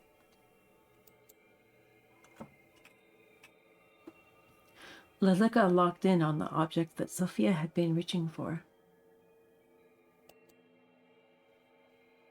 She rushed forward and took hold of it, then quickly hid it behind a cabinet as Sophia reached to close the door. Whew. Amelie? Sophia spun around, but looked straight through Lilica. Sophia. Sophia? Oh, Amelie.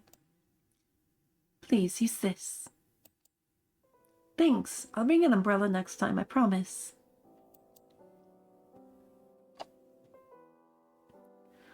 Lilica watched as Sophia dried herself with the towel.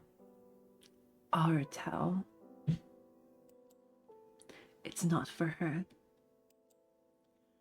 There can't be a next time. Men, if you're now dried off, would you care for a tour of the house before afternoon tea? That sounds great. On your right is the pantry, and down that hall is the boiler room, but you shouldn't have any need for those spaces.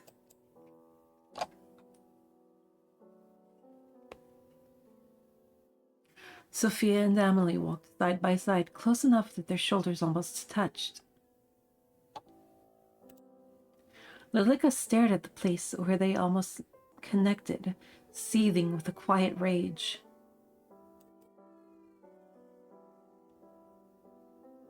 These are all guest bedrooms. I've prepared this one for your use. If you find anything not to your standards, you can let myself or Lilika know. Amelie, I have a feeling your standards are much higher than mine. I've never even been in a house that looks like this. No? Is your home not similar? Well, it's a lot smaller. There's no shame in that. You own your own property, yes? Yeah, I recently bought it. With your husband? What? No, of course not. I'm not married. Shut up. Your father allowed you to buy property on your own? Amelie, you speak like how you write. I'm so surprised. Your voice disgusts me. And you speak quite casually. People usually say that about me. Being here around you makes me want to be more formal.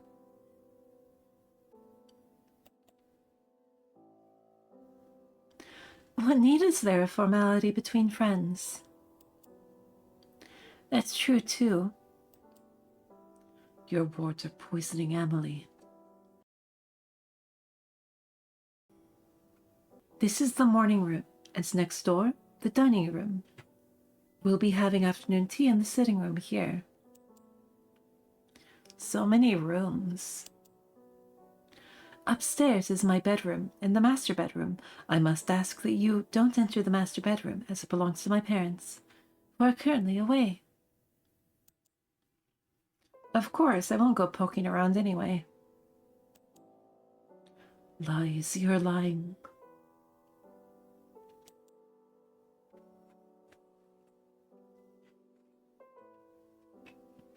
All this walking has made me parched. Shall we take afternoon tea now? Sure, that sounds good. Why don't you have a seat while Lilika and I prepare our food? Oh, I can come help. Nonsense, you're my guest. It would be remiss of me to allow you to lift a finger. If you insist, but I'm happy to help any time. Thank you. I will be back soon. Please rest. Amelie. Yes? It's nothing. Take your time. Sophia slipped through a doorway and disappeared. Amelie smiled widely, while Lilika just stared ahead blankly.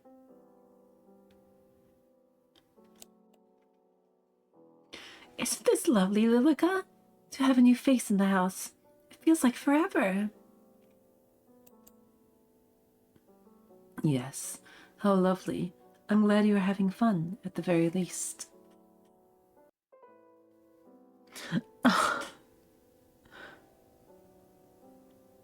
Sophia, you look so beautiful, just like I knew you would.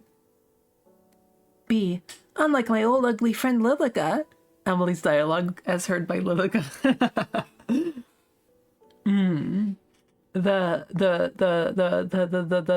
The first half was actually said by Sophia to Amelie. Are you not?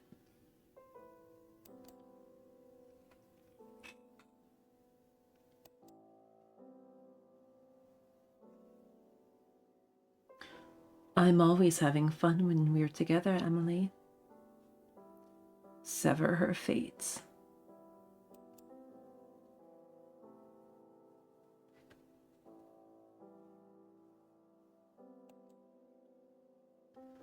Ah, I see. Are you jealous? Worry not, my dear friend. Of course our friendship means just as much to me. I value you greatly.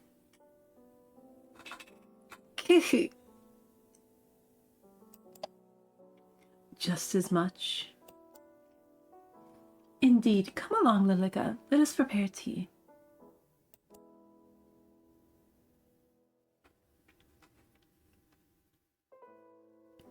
Amelie, I have something to say to you. You are my very best friends. Did you know that? I feel the same towards you, Lilica. And as such, I feel the need to be truthful with you. You appreciate the truth, don't you? Of course, I trust your judgment very much. Is something the matter?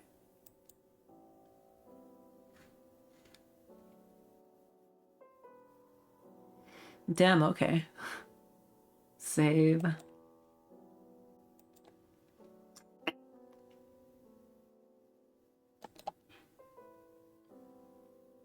Do we lie? Lie or lie?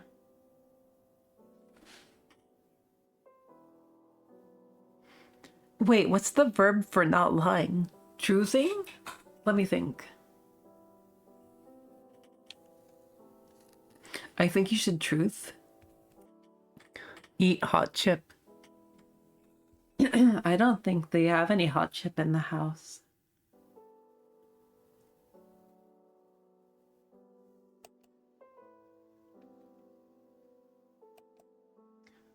Your mother contacted me. She believes they will be able to return shortly. Oh, Lilica, this is wonderful news. Indeed, she was very excited for me to pass on her message to you, but... Keep lying. Yo, I think we need to keep lying. Well, she wasn't pleased to hear that you had someone visiting without her permission. Oh. I thought she would be delighted that I had invited a friend.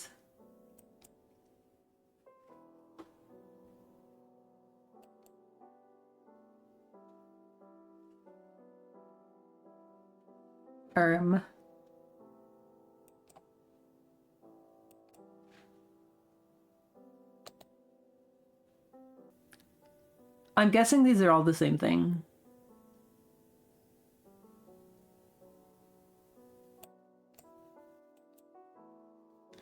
Of course, I pleaded with her that Sophia was a dear friend, but she wouldn't listen. I see.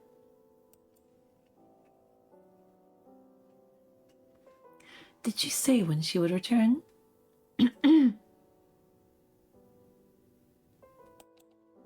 No, but it seems to be soon. Then I'll send Sophia away like normal tomorrow. I can't exactly force her out into the storm, can I? Why not?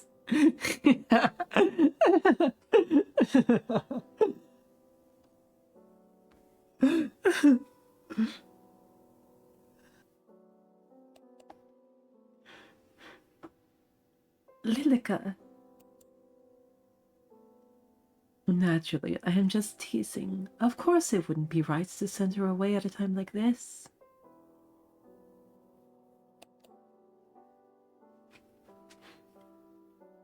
I'm glad to hear we've come to an agreement. How pleased I am to know that Mother will return soon. Let's go prepare tea, shall we?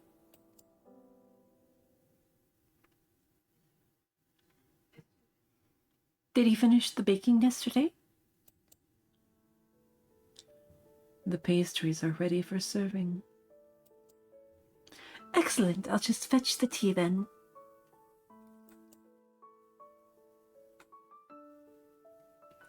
Allow me, a lady of your standing shouldn't be doing such a menial task, should she?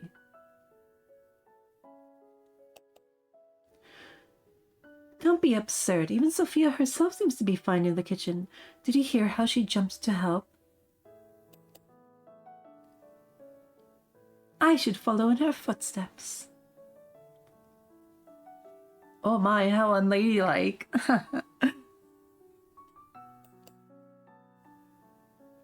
What would your parents think of that?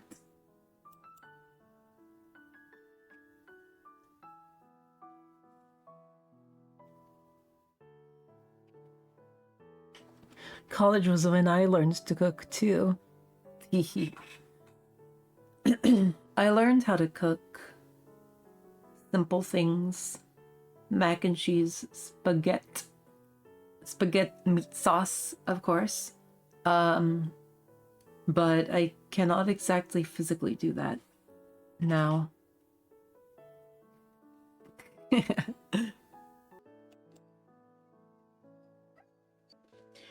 I appreciate the sentiment, but they took with them all of the staff. I have little choice but to prepare my own tea. I see. Then shall I attend to our guest? I wouldn't want her to become lonely. Would you? Only be a few moments. Of course. Anything for you, Amelie. It would be a good chance for you to become friends, too.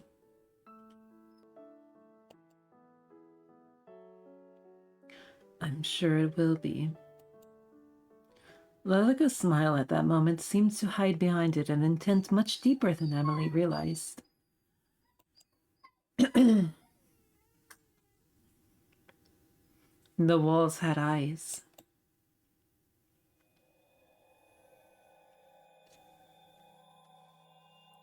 Eyes that tracked Lilica's every move. They followed her as she made careful, deliberate steps towards the sitting room. They stared, their eyes bulging, judging. They had no mouths in which to scream, but Lilica could still hear their words. Oh, I'm not sure.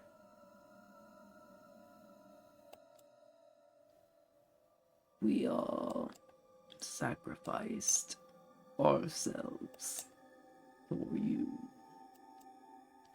Hope, our only hope. Amelie, protect Amelie. Prove your worth, prove your love. Amelie. Amelie. Amelie.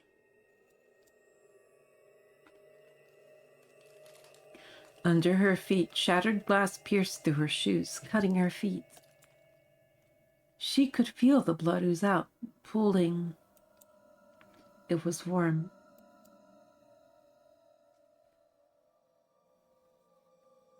What happened with the mom, by the way? I kind of missed that.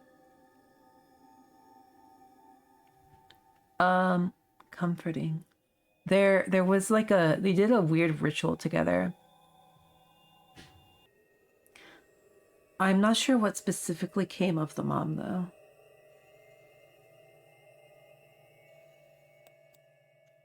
She looked up to find where the glass had come from.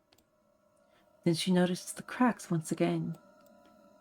Along every wall, every floorboard, even through the air.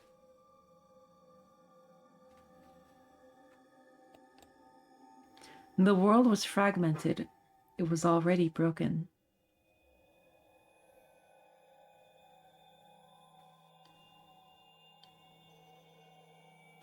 Likely?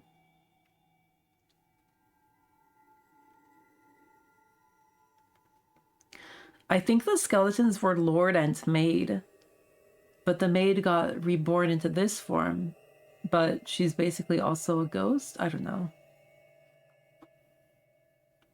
I don't know what specifically happens to the mother.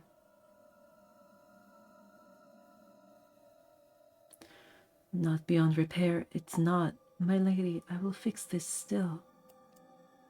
You can rest. Please rest, I will take care of everything. I don't know what happened. I don't know where the mother's skeleton went. But she's obviously a ghost as well.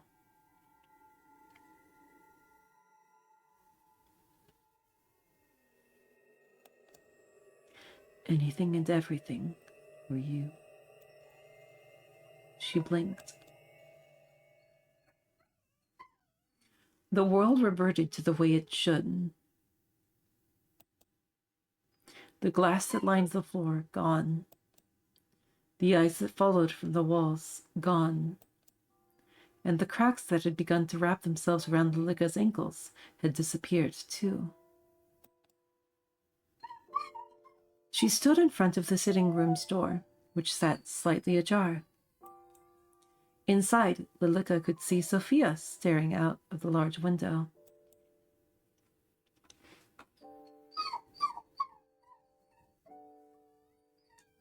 Her back stayed turned as Lilica entered the room.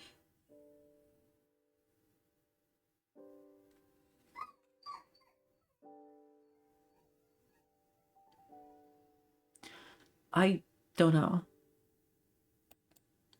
Of course, it wouldn't have been possible for Sophia to turn and look at her, but Lilica still found herself taking careful, quiet steps. The windows shook past the dark, thick curtains.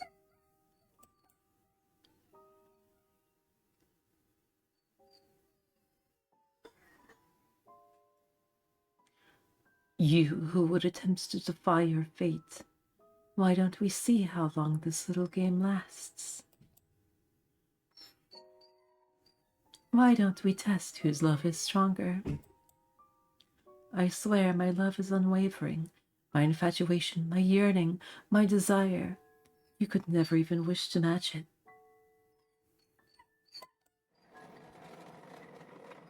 Lilica pulled out a chair roughly, dragging the legs across the floor.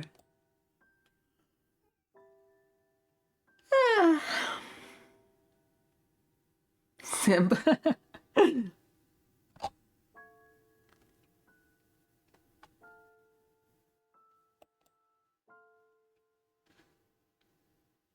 Yet you dare to challenge me? How you dare to test my love? Amelie, was that you? Amelie? Sophia took careful steps towards the chair, resting her hand against it. Or Lilica?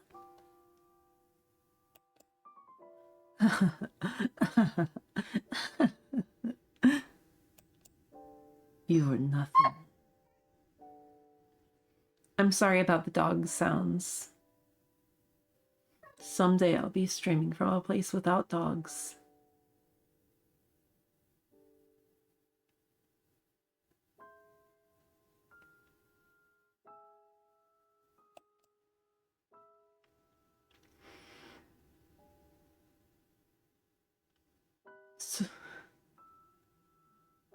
Sophia sat down in the chair that was offered to her, while Lilica circled around, as if a cat after its prey.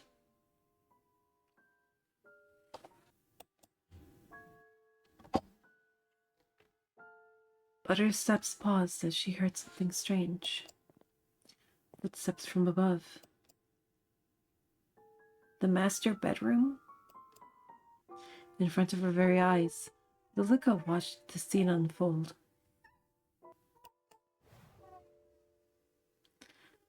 A scene that made her blood run cold and her body freeze in place. My lady. The lady of the house stood beside Lilica. Where before the two had stood eye to eye, now the lady stood taller than Lilica by at least a head.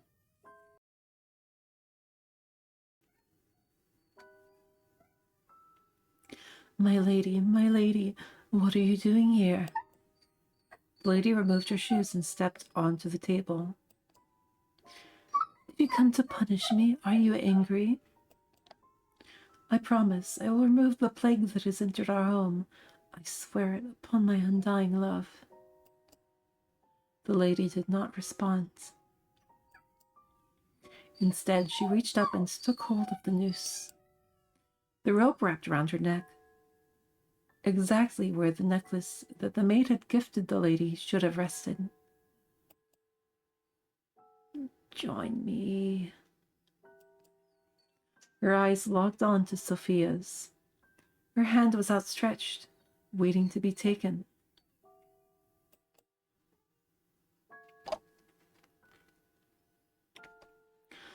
Why won't you look at me, my lady?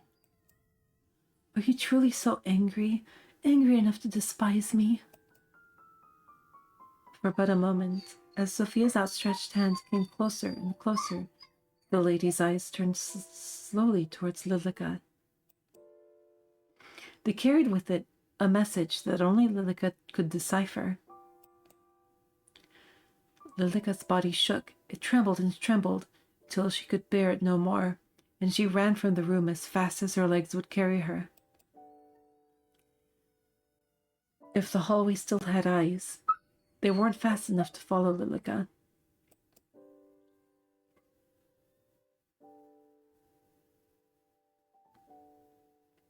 The floorboards, as if made of quicksand, threatened to suck her up and bury her deep within the house.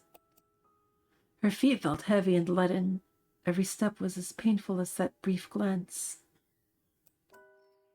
She raced through the hall and up a flight of stairs, past the stained glass windows, which left a myriad of colors over the carpeted steps, and past the doors that led to the master bedroom and Amelie's room.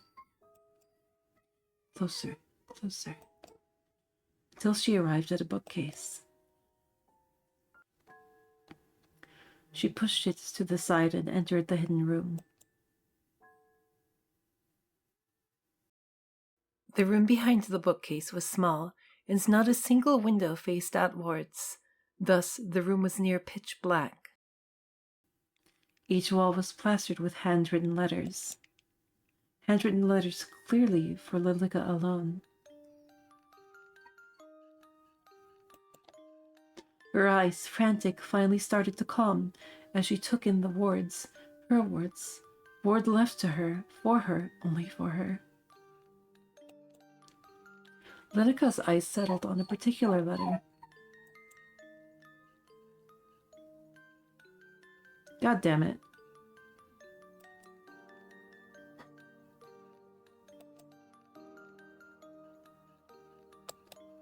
Your choices.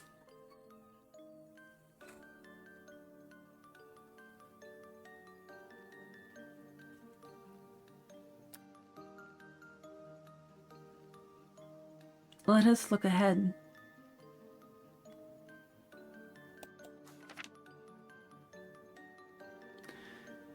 Dear Lilica, today was tough.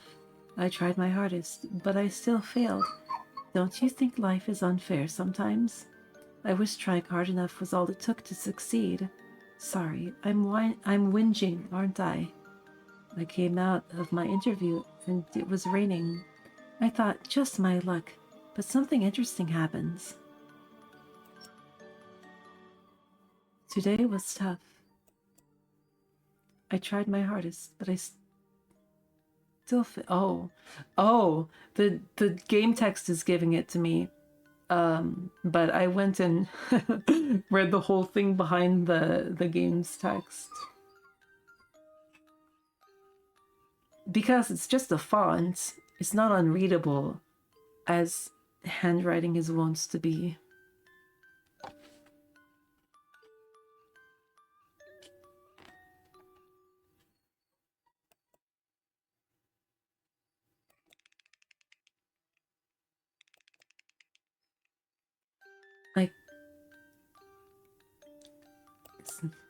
A rainbow in the distance peeked out from behind the gray clouds. It reminded me of you, and then I felt a little better. I hope we can meet soon. Yours? Marion.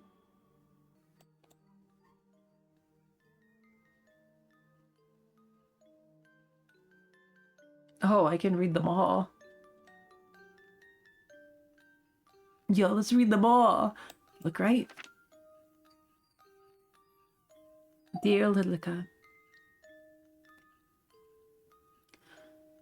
I've spent the past week studying. Don't get me wrong, I enjoy it. But everyone needs a break, you know? On my desk, I have a little cactus in a pot. To be honest, a cactus wasn't my first choice, but I've killed every other plant I've ever owned. Anyway, it bloomed. There's one beautiful flower coming out of it. I couldn't be happier.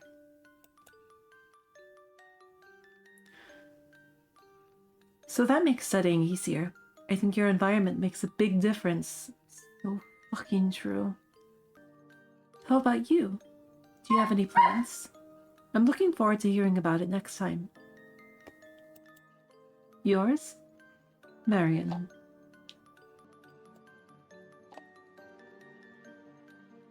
Look left. Dear Lilica, how wonderful to hear that you're doing well. I've been very busy this week, but most of it is boring, so I won't bog you down with the details. But do you know what happened just yesterday? Of course you don't. You weren't there. I was walking home when I found an abandoned kitten. Someone left it in a box on the side of the road. How could anyone do that? Anyway, I took her home. I named her Lily. After you. It's a little embarrassing, writing it out like that. Hope you don't mind. Yours, Marion.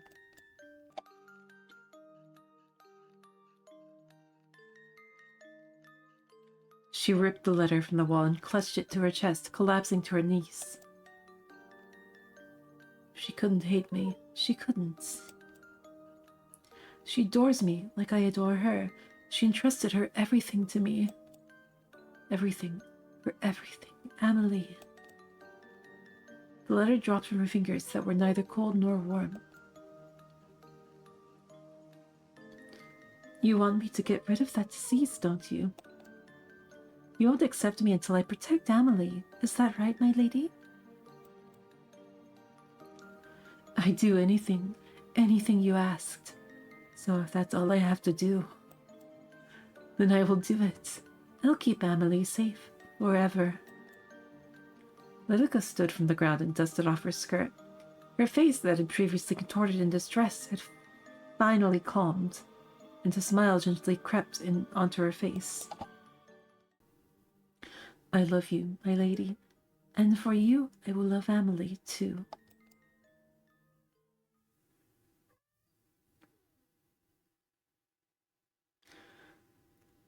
I should light the sconces, too. Where did I put those matches? Right here. Ah! You gave me a fright, Lilica. Where have you been?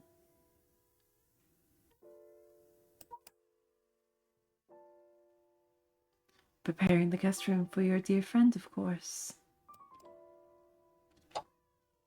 How kind. Sophia's just preparing for a bath at the present.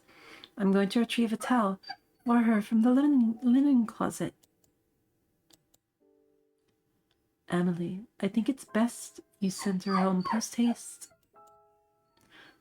What? Why would I do that? For all you know, she brings with her the plague.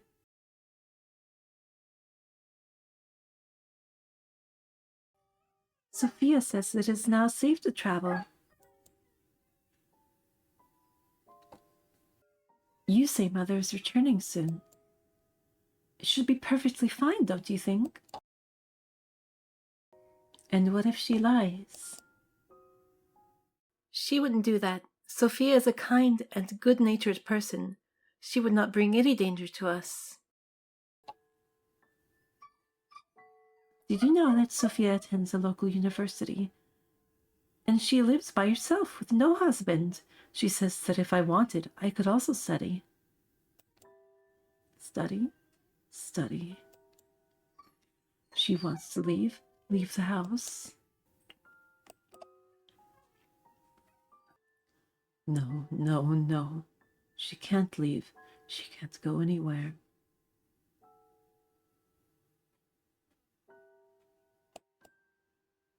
She belongs here. She was entrusted to me. The lady of the house should not study, Amelie. You must stay inside the house and await your parents. But, I'm sure Mother would want the best for me. Perhaps while I await her, I could go to inspect Sophia's school. Amelie.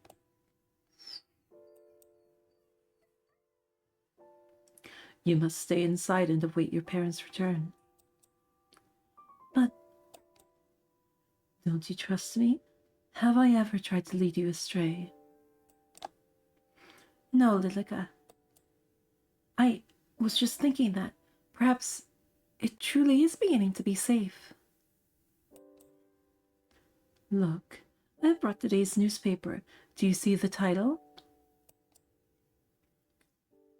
The plague runs rampant. That ain't today's newspaper.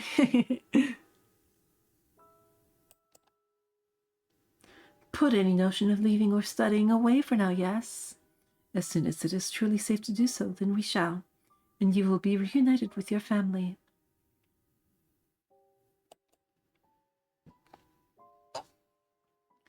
For now, it is just you and me. Thanks, Lalika. I'm glad you're here. As am I. Ah, the towel. Let me go retrieve it.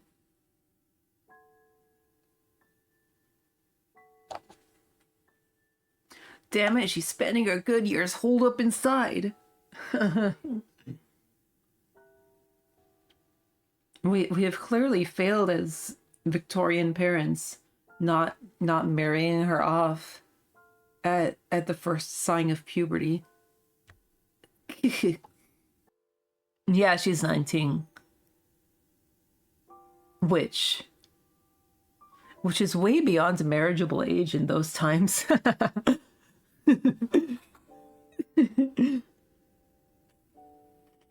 Oh no.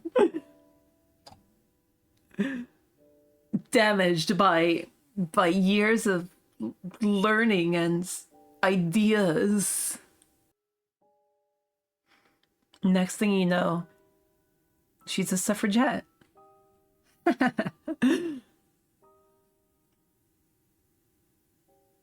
She can talk back, hold a conversation. Ugh. No suitors. Go ahead. Alone, Lilica stared at the bathroom door, which was shut tight. Behind it, she could hear the water running. She could picture Sophia's body slowly shedding its layers of clothes before she stepped into the hot water.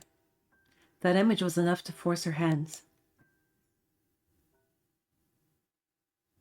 The running water sloshed into the steel-lined wooden tub. A state-of-the-art system. No one else in the courtyard owned anything like it. But how many years ago was that? How long had it been? Sophia leaned over the sink, her bone-white knuckles grasping either side of it. Her back was turned to Lilica. Yo, she just couldn't not take a peek.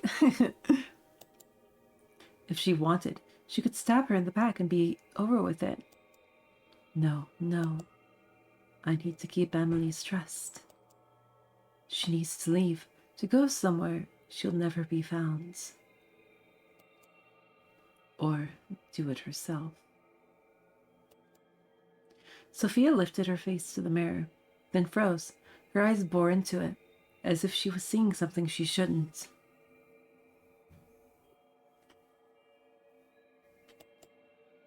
Lilica stared back, unmoving. Leave. Leave already. Who? One step at a time, maintaining eye contact with the mirror, Lilica crept closer, closer and closer, until the two were nearly touching. Why do you want to take Amelie away? Can't you see that she loves me? Me, not you. Your words are poisoning with this household. If you don't leave, I'll kill you. I'll have no choice. I'll just kill you. Who are you?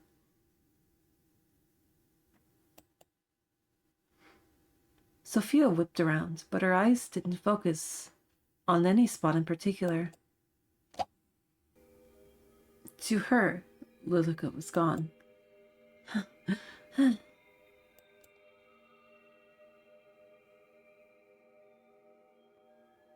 Lilica walked towards an open cabinet and pulled something out. sever her fate.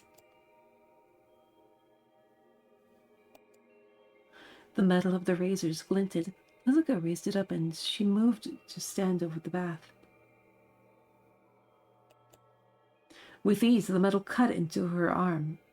Drops of blood fell into the water, leaving tiny splashes where they connected. Blood still runs in my veins after all. Sophia rushed past Lilica, desperate to turn off the overflowing water before she froze once again.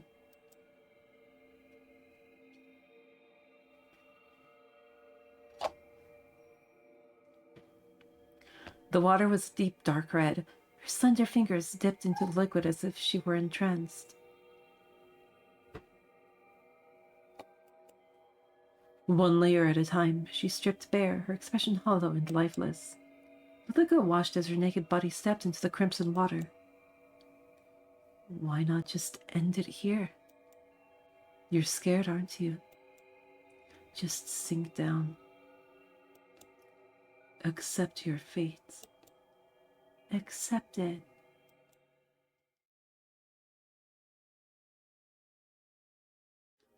You can hear me now, can't you?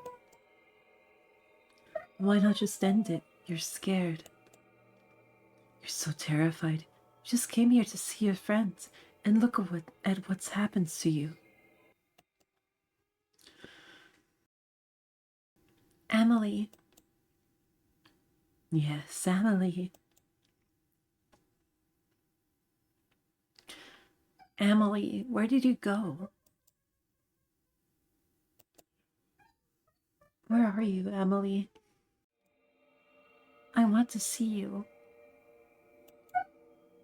Shut up!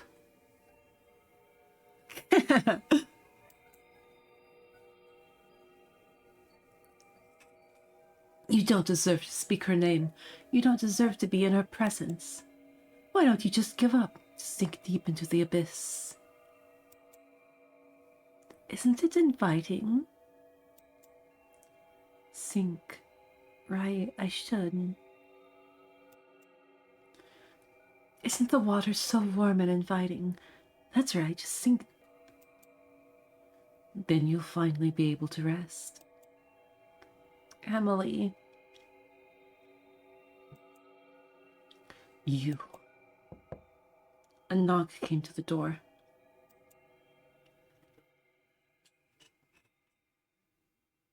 Lilica's widened eyes went from the door to the young woman in the bath, then back again. Excuse me, I'm coming in. Oh my god, I fucked up her voice that I did for her. Excuse me, I'm coming in. Lilica ducked behind the folding screen just in time to hear the door open. Sophia? I knocked, but I didn't hear a reply. I brought you a towel. Ah! She didn't wait any longer. As Emily stepped into the room to set down the towel, Lilica quietly dashed out into the hall.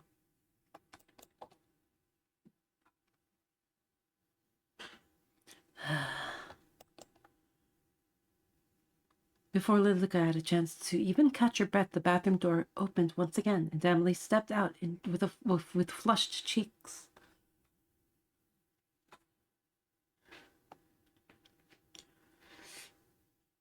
Oh, yeah, she just saw a girl's nude back. Very scandalous. And now she's gay.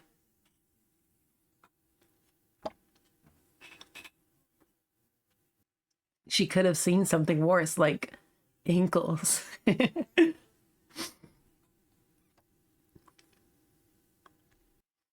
It's how it happens to me. Ankles. The knees probably sealed it.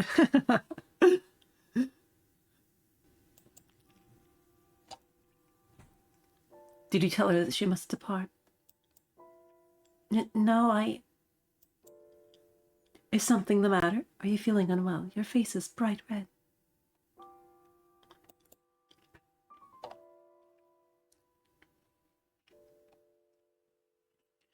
Sophia will stay until she decides to leave. No, no, she must leave now, tonight, no longer. As you wish. I'm sorry, Lilica, but I believe it is only fair, after she traveled so far, and she is my friend. That woman, that siren, look what she does to our Amelie.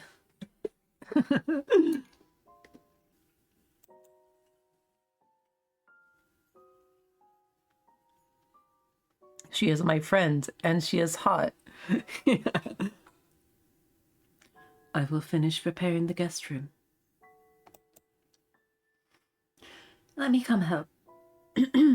Sophia, when you're done in there, you can come to your room.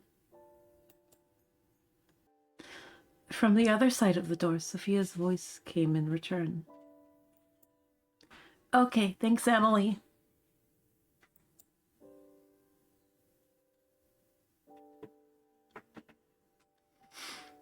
The guest's bedroom was freshly cleaned, with new linen on the bed and a lit lantern beside it. Fortunately, Lilica had prepared the room well in advance.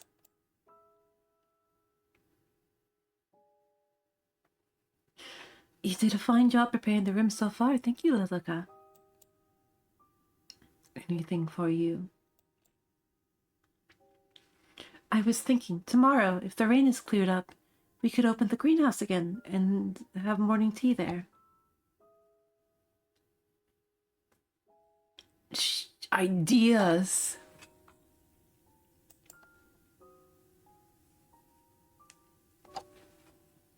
It's been so long since we last used it. By now, a dozen cracks stemmed from a dozen other cracks, filling the entirety of Lilica's world.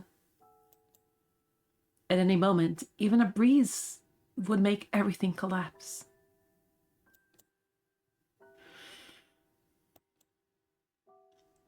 Didn't we already speak of this? You cannot leave the house. But surely the greenhouse would be safe. No one else uses it. And it is only a few steps from the back door.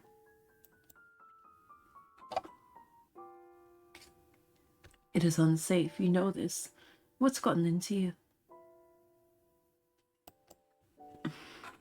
Is it because of your friends?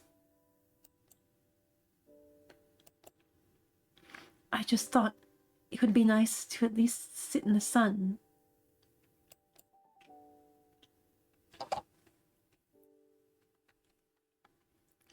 Then you may sit by the window in the dining hall. Is it really so unsafe that even taking a foot outdoors would be dangerous? Yes.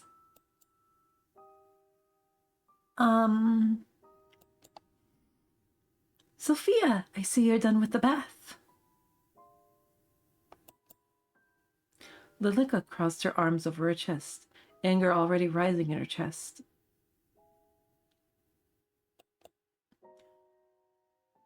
Were you talking about the greenhouse? Yes. Did you see it when you arrived?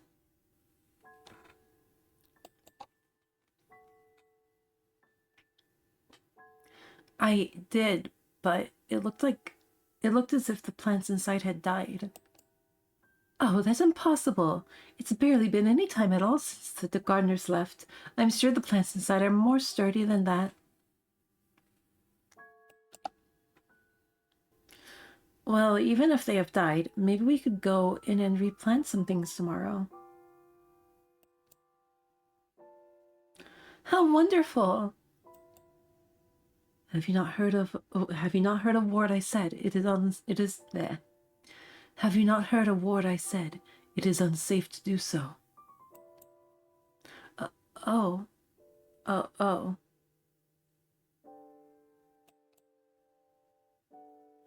Oh, don't be such a spoil sport. I think it would be perfectly fine.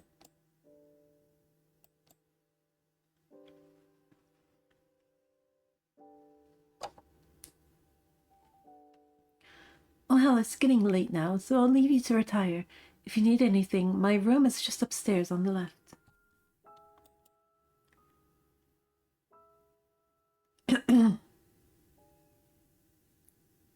Good night, Sophia. Poison dripped from her voice as Lilica left the guest room behind.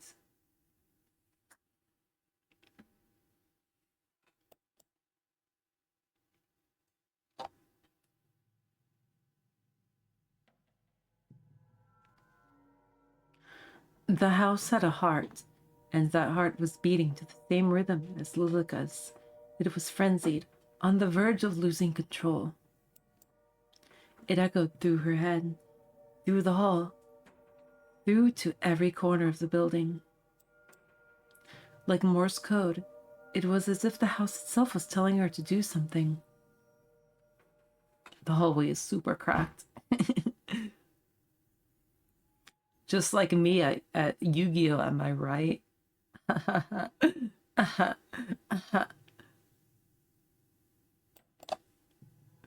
Get rid of her. Cut out the disease. Protect Amelie.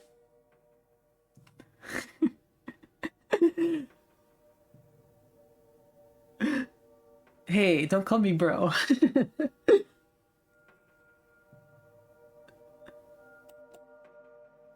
She bit her thumb, pacing back and forth.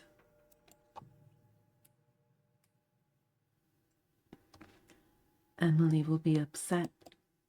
But Amelie doesn't need anyone else. She has me. She won't be upset for long, and she'll forget. That's right, she'll forget. Her breath hitched in her throat. But what do I do? What do I do? She just won't die. My lady, what am I supposed to do? At that moment, Lilica put her ear to Amelie's door, listening intently. How about coming away with me for a while? Away?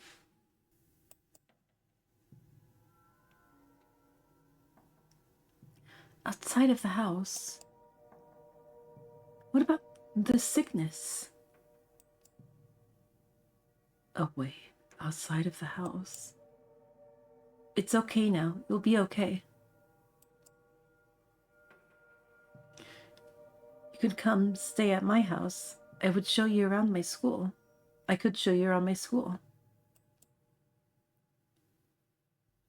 You don't have to go through an arranged marriage if you don't want to. Lilica's hands balled into fists at her side.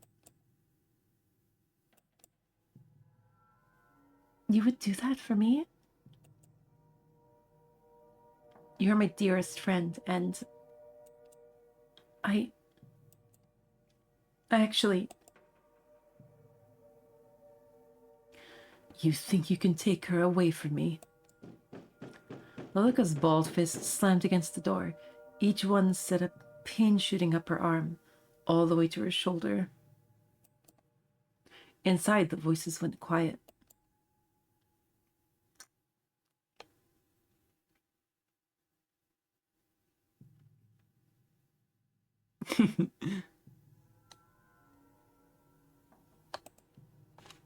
Destroy her fate. She doesn't belong to you. Lilica? Finally, Lilica snapped out of her daze. At that point, Amelie had left the guest bedroom and was standing a short distance away from her, looking worried.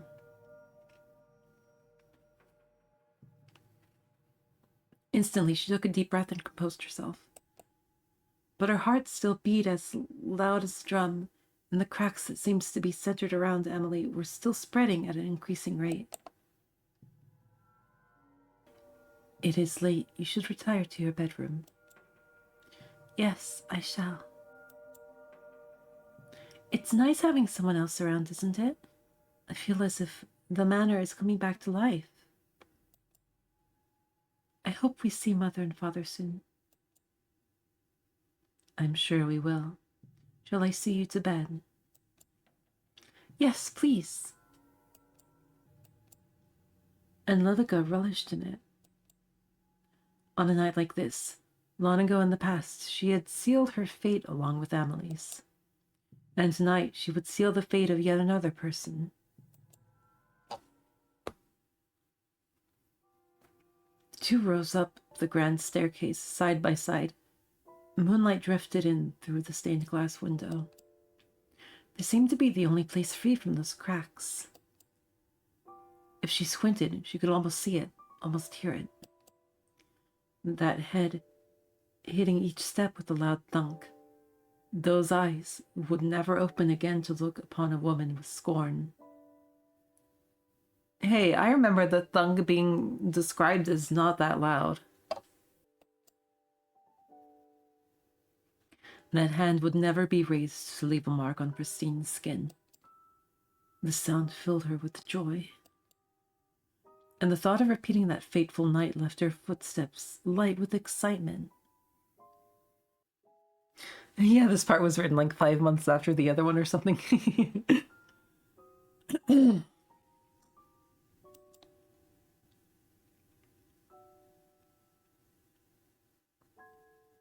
Lilica, may I ask you a question?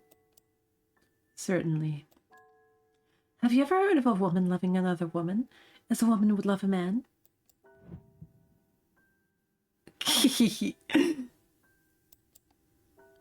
Where did you hear about such a thing? Nowhere in particular. It was just a thought that came into my mind. I think you are overtired because of all the excitement, Amelie. I think it best you get some rest. Yes, all right. Good night, Lilica.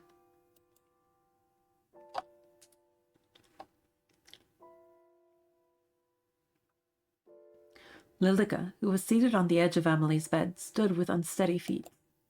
Standing in the doorway, she looked back at Amelie. Good night, Amelie. Sleep well. Tomorrow, everything will be better. Lilica stepped out of the bedroom, shutting the door softly behind her.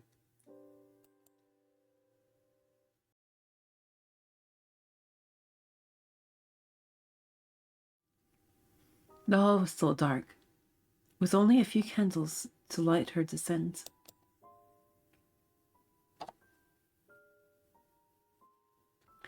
It was quiet, everything was asleep.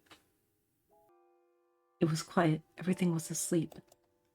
The eyes that followed Lilica wherever she went were closed. The voices that crept up from between the floorboards were silent. Somehow, that only made Lilica more uncomfortable. But that didn't matter, not now. She knew where she was going, and what she must do.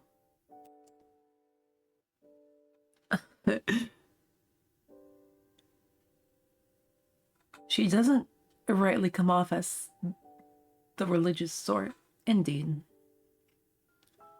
She inched closer and closer to that door that held behind it a sickness named Sophia. It was closed tight. Lilica raised her hand, almost as if to knock, but instead pushed it open and entered.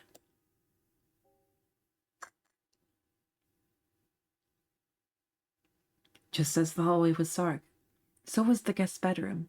The lantern had been blown out only a short while ago. No sound came from the bed. All was still. Lilica crept closer, closer and closer, until she stood over the bed like a shadow. The woman underneath her kept her eyes shut tight. Her face was calm and serene.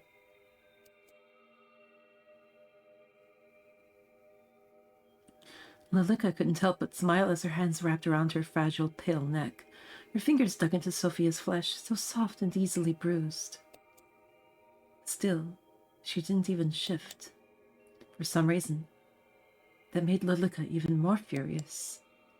But as the young woman named Sophia laid as still as a statue, her mind wandered back to another that had once done the same in this very house.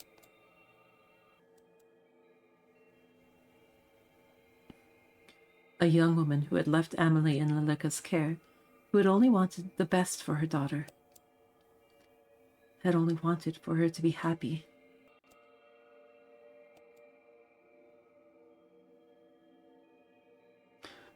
Problem is, she'll leave. That's the problem, isn't it, my lady? The cold fingers slowly unwound from Sophia's throat. That she'll leave and take Amelie away. But if she stays, then won't Amelie be happy? She'll be so happy. Always, forever. And then maybe you can. Lilica withdrew from the room in a rush, her feet carrying her faster than they ever had before. Through the hall, up the stairs, and into Amelie's bedroom once again. The bed was warm and inviting. Lilica enveloped herself in that heat, wrapping her arms around Amelie tightly. Soph. Lilica? Do you want Sophia to stay here forever? What? She will leave if we don't do anything about it. She'll leave and you'll never hear from her again. That's not true, Lilica. She wouldn't just do that. My dear Amelie, I spoke to her just a moment ago. She was already packing up her bags. At that, Amelie rubbed at her eyes and sat up. It can't be true.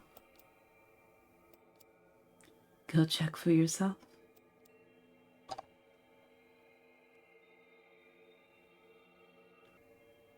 Amelie, not wasting even a single moment, walked towards her door and peered down. Ghost thruple. From here, the moon was shining in through the stained glass, just right, illuminating the hallway below. In the distance, a shadow could be seen moving. Lilica smiled. See? Lilica picked up a toy doll that still sat on Amelie's bed, a relic from the past. Its straw-colored hair almost seems to stand on end. Don't you want to keep her here? Don't you want her to be like this doll?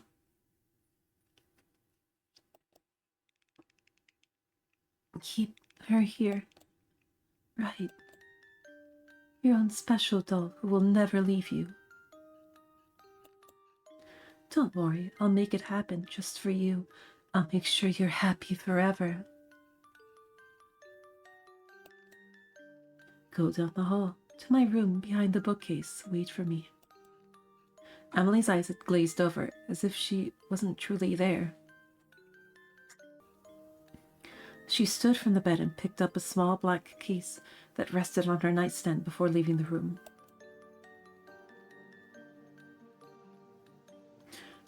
It wasn't long afterwards that Lilica followed in her footsteps, just in time to see Sophia ascending the staircase. They really will just kidnap this woman. She walked straight past Lilica, who was smiling happily, and approached Amelie's door.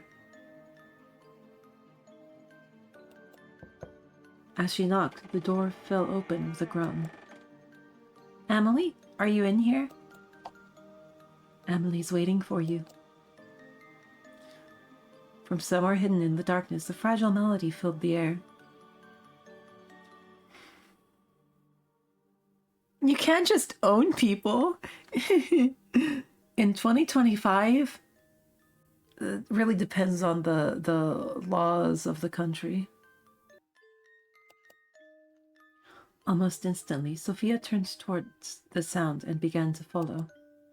Lilica sped up enough to walk beside her. Isn't this great? You like Amelie, don't you? Don't you want to make her happy? She would be ecstatic for you to stay forever.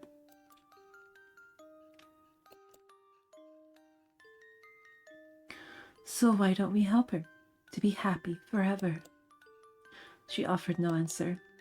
They entered the room together. In the center of the room, surrounded by candles, Amelie sat.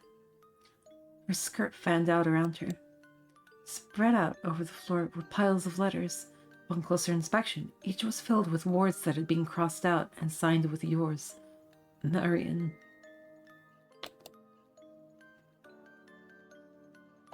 Amelie, are you awake?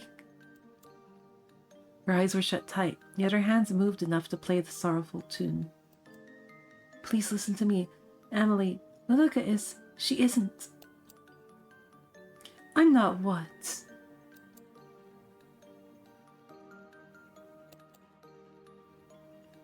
You're going to leave her, aren't you? Lilica shut the door, dragging the heavy log across. In response, Sophia rushed backwards and tried the handle to no avail. Amelie's eyes finally opened. In place of her usual golden eyes was a glare of deep red. Amelie, snap out of it! Please snap out of it! You want to take her away? Amelie, please! One at a time, Lilica blew out the candles on the floor. The room was plunged into darkness. Amelie fell forward, her body exhausted.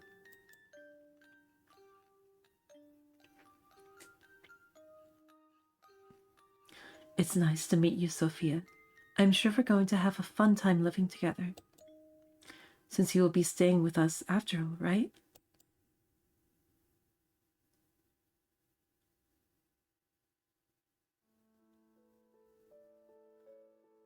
Lilica, could you pass the sugar? Of course, Amelie. With a smile, Lilica pushed the sugar across the table towards Amelie.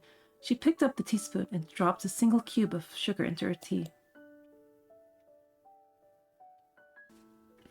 Would you like one, Lilica? No, thank you. Just being around you makes my tea sweet enough. And you, Sophia? You're awfully quiet today. I'll just give you one. Next to Amelie sat Sophia, perfect and pristine. To Amelie's eyes, at least. But Lilica saw the truth. Her flesh convulsed and pulsated, and her eyes bulged from what was once her head. The shape of Sophia was gone, and in its place was a mound of a person who used to be.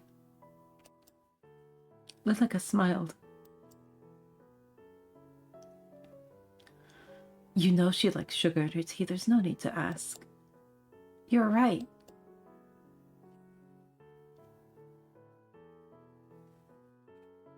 I'm so happy. Sophia, Lilica, you're both so important to me. Thank you for being by my side. Anytime, isn't that right, Sophia? From now on, it's just the three of us.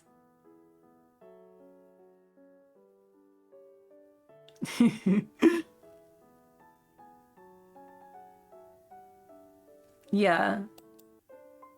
Yeah, I think she was definitely pretty corpsey.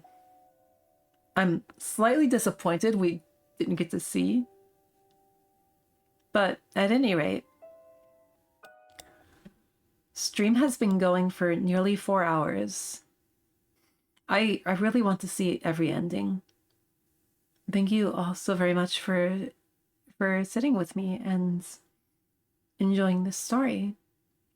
Good night.